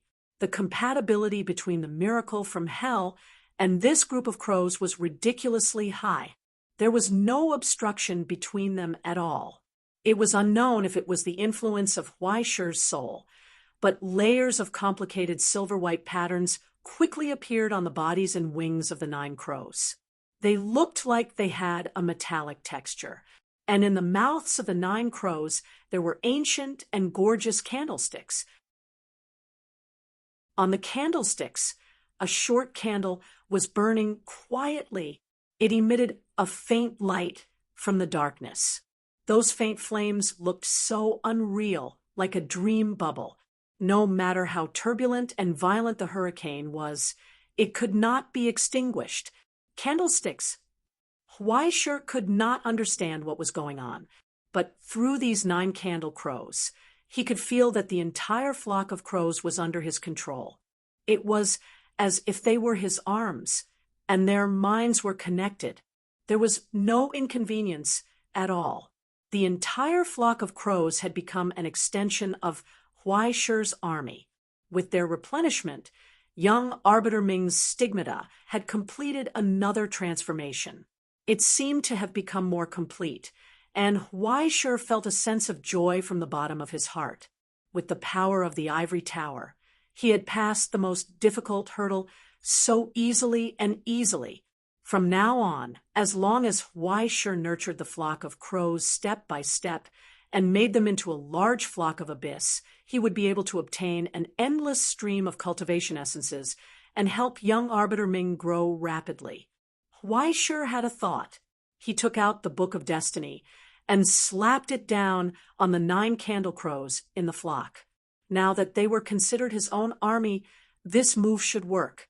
But even Huaishur did not know what kind of record the Book of Destiny would produce.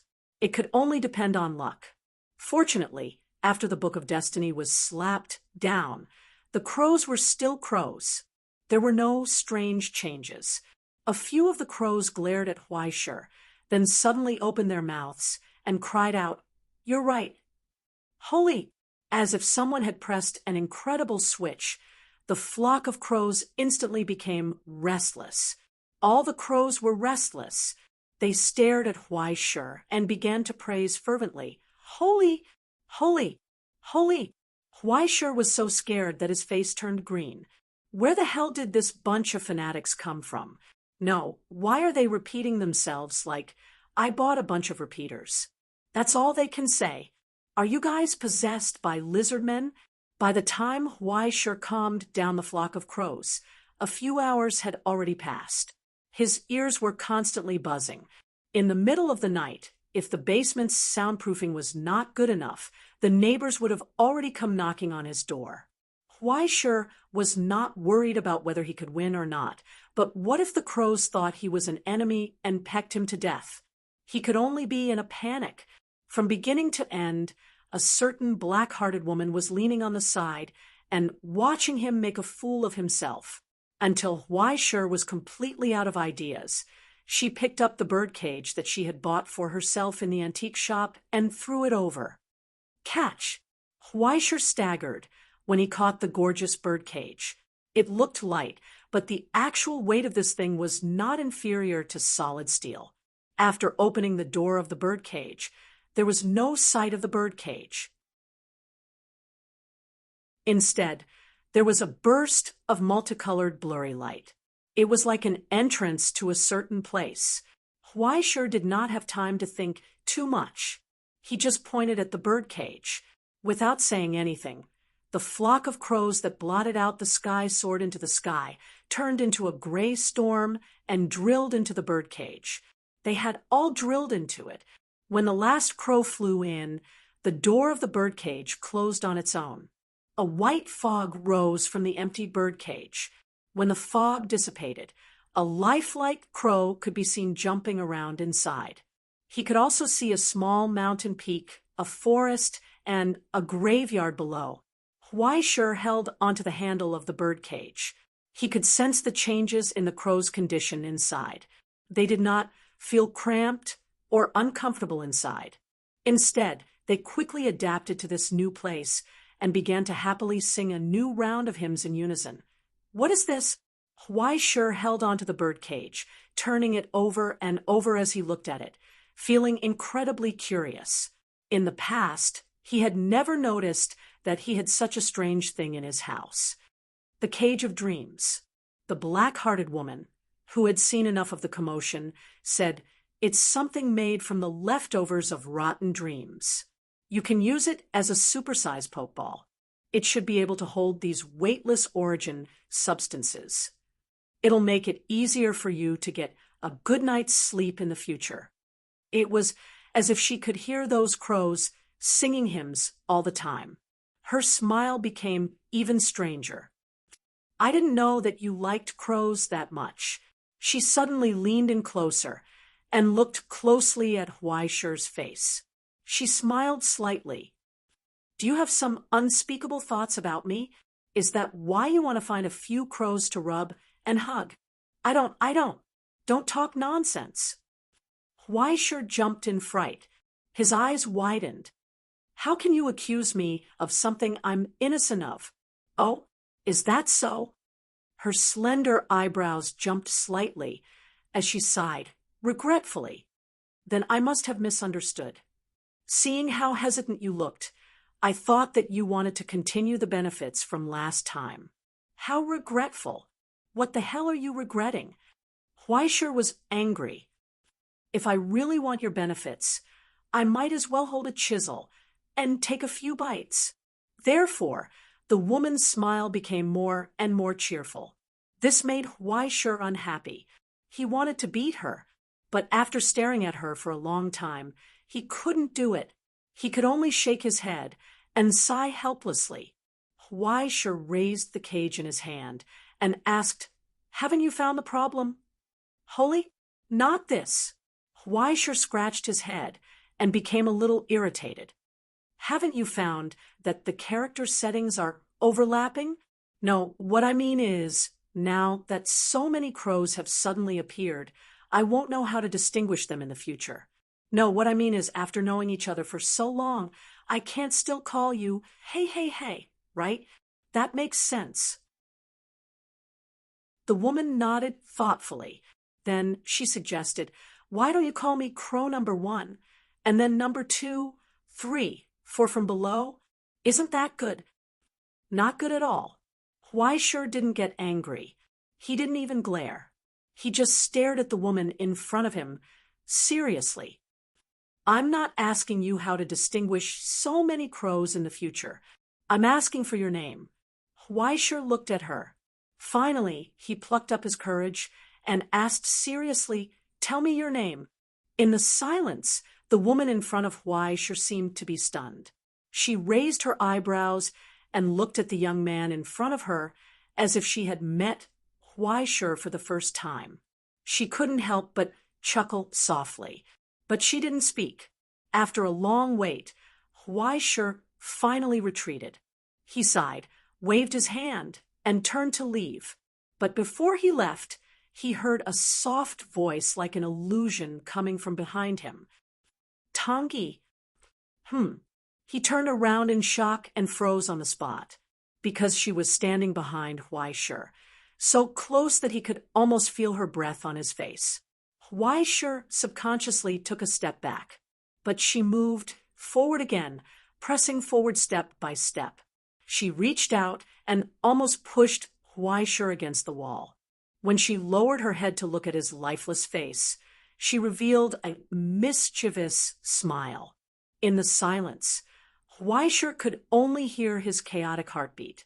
He couldn't help holding his breath. "You," he asked dryly, "what are you talking about?" Didn't you just ask a question? I'm answering you." The woman was still smiling. She raised her hand and tucked her long hair behind her ear. Then that magnificent and beautiful face moved closer inch by inch. She whispered in his ear, "Don't forget, Huaishur," she said, "my name is Tangi." This was her self-introduction. After a year, she came late. Huaishur. He didn't sleep all night. In case you can't see the author's chapter, I want monthly votes. Chapter 5:19. Tangi. Tong, tong, ji, ji. For the entire night, Huaishur disassembled the two words and put them together, flipping them upside down. He used more than 10 search software and searched hundreds of pages. In the end, he didn't find anything useful. When the next day's sunlight shone through the window and landed on the 2 dark circles under his eyes, Huaishur laid on the bed and stared blankly at the ceiling. He began to think, is this woman trying to trick me again?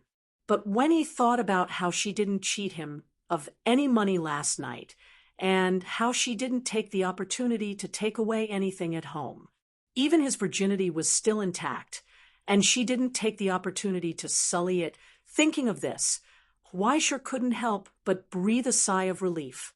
Fortunately, he wasn't careless. Otherwise, wouldn't he have lost everything? As his mind wandered, he got up and took a shower.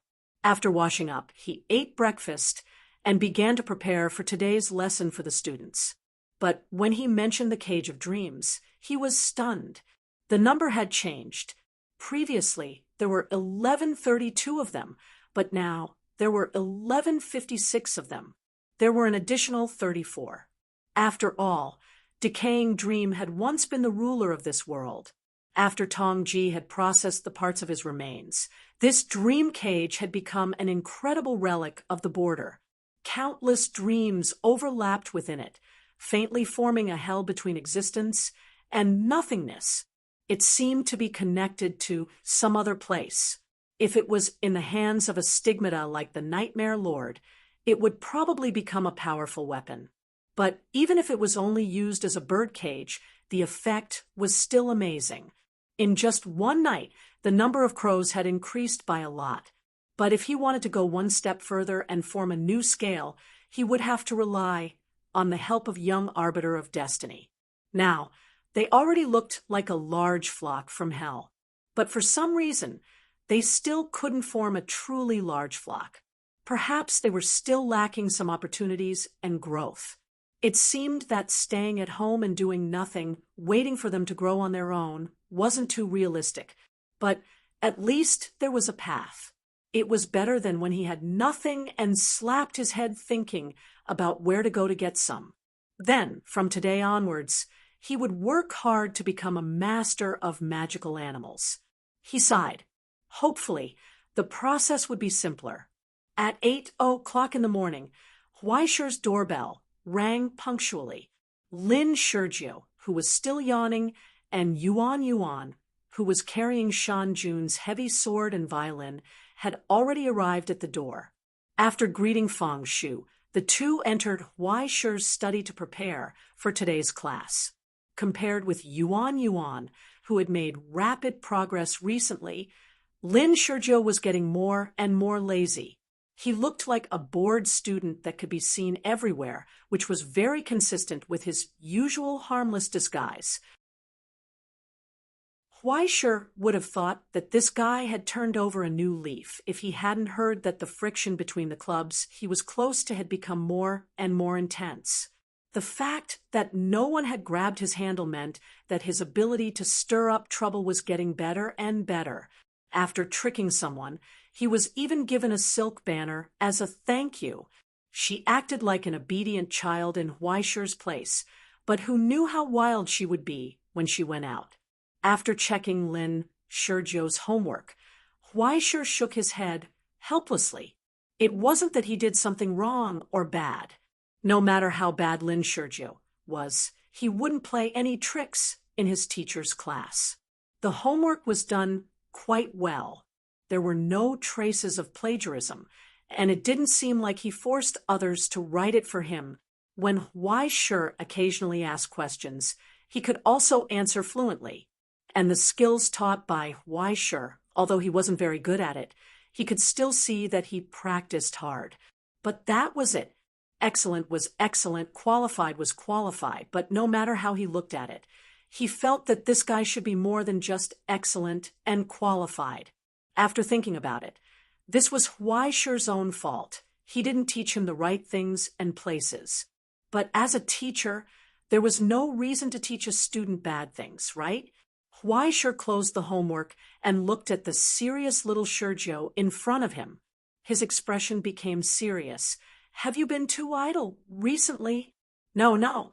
Lin Shizhou opened his eyes wide and answered sincerely, under your guidance, I've been living a fulfilling life every day. It was quite fulfilling. Every day, he stirred up trouble and spread the seeds of disharmony among the students. The school affairs office of the Ivory Tower was overloaded with work recently. This week, 3 students were expelled. As for confinement and self-reflection, there were simply too many to count. Thinking of this, Huai Shi couldn't help but suggest, teacher also needs you to praise me, but when you go out in the future, can you not say that it was me who taught you? He always felt that he would be demonized very badly when the time came, but there was no other way. It was his fault for not teaching him well. Moreover, on the path of evil, it was already good not to commit murder and arson. Did he have to force people to do good deeds every day? He shook his head and waved his hand, indicating for Lin Shizhou to come closer. Looking at his serious look, Lin Shizhou suddenly felt a little nervous. Could it be that the rumor between the Rose Society and the Four Flower Squad was exposed? Or did the few students who had something on him come to report him to the other students? No, they shouldn't have the guts. Could it be that the teacher found out that he was too timing? It shouldn't be. The teacher himself seemed to be stepping on an entire fleet. He shouldn't care about these things. Could it be? Lin Shizhou's mind raced, and he instantly understood the reason. With a thump, he lay on the ground and shouted, "Teacher, I was wrong." Huai Shi was stunned and confused. What the hell? What happened? Why are you lying on the ground again? He raised his eyebrows and looked at Lin Shizhou, who was lying on the ground nervously. He sighed. Picking up the teacup, he asked earnestly, "Tell me, what did you do wrong?" Lin Shizhou subconsciously looked behind him and closed his eyes. There are public classes these few weeks. I shouldn't have urged Yuan to pretend to be sick and skip classes with me. Crack! Yuan, who was behind him, almost crushed the teacup. She slowly raised her head, and her expression became gloomy. Zhao skipped classes again? Yes, he skipped classes for a total of 4 times. He even forged a signature from the school doctor's office to participate in DP 39. Lin Shurjo quickly betrayed his teammate. I admit I have my reasons, but I only started it. He did the rest. He is a self-taught genius. Looking at Yuan gradually calming down, Huaishur began to mourn for his little brother in his heart. What the hell is going on? But what is DP-39? He asked curiously. The 39th Abyss Fourth Dimension Game Animation Exhibition. Lin Shurjo whispered. In addition to buying plastic figurines, Yuan Zhao also went up to receive several awards. It seems that he is very popular. It doesn't matter if he has some hobbies. Huaishur took out her phone and did a search. Yep, she immediately found a photo of the original character, smiling brightly with all sorts of revealing young ladies. He was even holding up a plastic doll. Looking at Yuan's increasingly scary smile, he felt that this young man was doomed. Forget it. I don't want to get involved in the Yuan family's business. He rationally looked away, glared at Lin Shurjo, and shook his head. Who told you this? Then, is it about me secretly helping the president of the student union to collect bribes? Huaishur's face twitched. Is it about me secretly writing an anonymous letter to report the unfair competition in the dance club? Lin Shurjo panicked.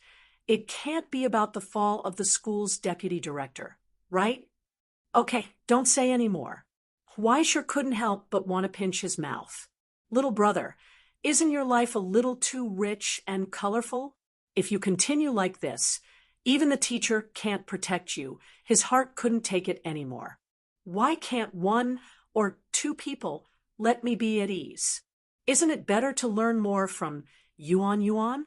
He waved his hand, suppressed the urge to beat him, and glared at Lin Shurjo. I think you have nothing better to do, so I have to find something for you to do. Come here, take this, from today onwards, carry it for me. He picked up the cage of dreams beside the table and handed it to Lin Shurjo. Lin Shurjo reached out to take it and suddenly staggered, almost falling to the ground. Unlike Huaishur's relaxed expression, he was on the verge of being crushed by this terrifying power. The moment he touched it, he felt as if a heavy truck had been stuffed into his hands. His divine mark was trembling because of the pressure that came purely from the nature of his body. Was this some kind of punishment from the teacher?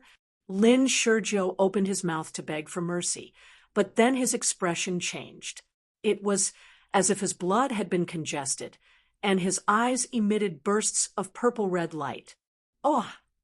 The berserk negative origin substance poured into his body, causing the snake transformation divine mark to hiss excitedly. A pitch-black cloud formed above his head, and one could faintly see the hidden lightning within. His hair was standing on end, and his entire body seemed to be on drugs, shrouded in a faint flame. He had become stronger. It was as if he was holding a negative energy nuclear power plant in his hand, and an endless stream of pure negative origin substance was being emitted from it. It was so dense that it seemed to form an ocean, and his entire body was submerged within. This was the first time in Lin Shurjo's life apart from the abyssal mirror that he had experienced this kind of carefree feeling. Even though it was painful, it was also incomparably joyful. His expression constantly changed, alternating between excitement and fear. It was incredibly strange.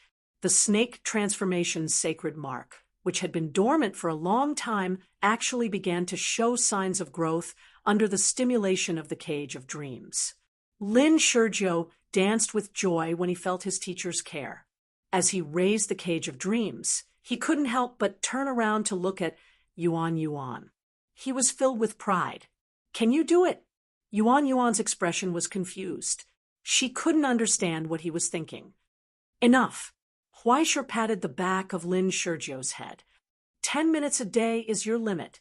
Don't try to communicate with it too often during the rest of the time.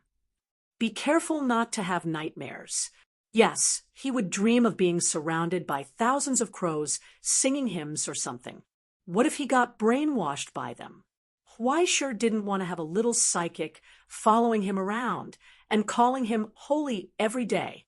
"Oh, right, I'm going on a business trip. When you two go back, pack your bags and come with me." After the class ended, Huaisher put away his book, thought for a moment, and seriously suggested, "This is a rare opportunity to practice. Don't miss it."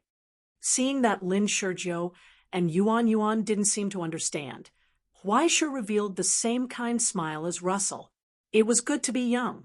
He took a sip of tea and sincerely felt the joy of persecuting others. It felt so good. On the first day of the month, please guarantee the monthly votes. You're tuning in to the Mystic Fist YouTube channel.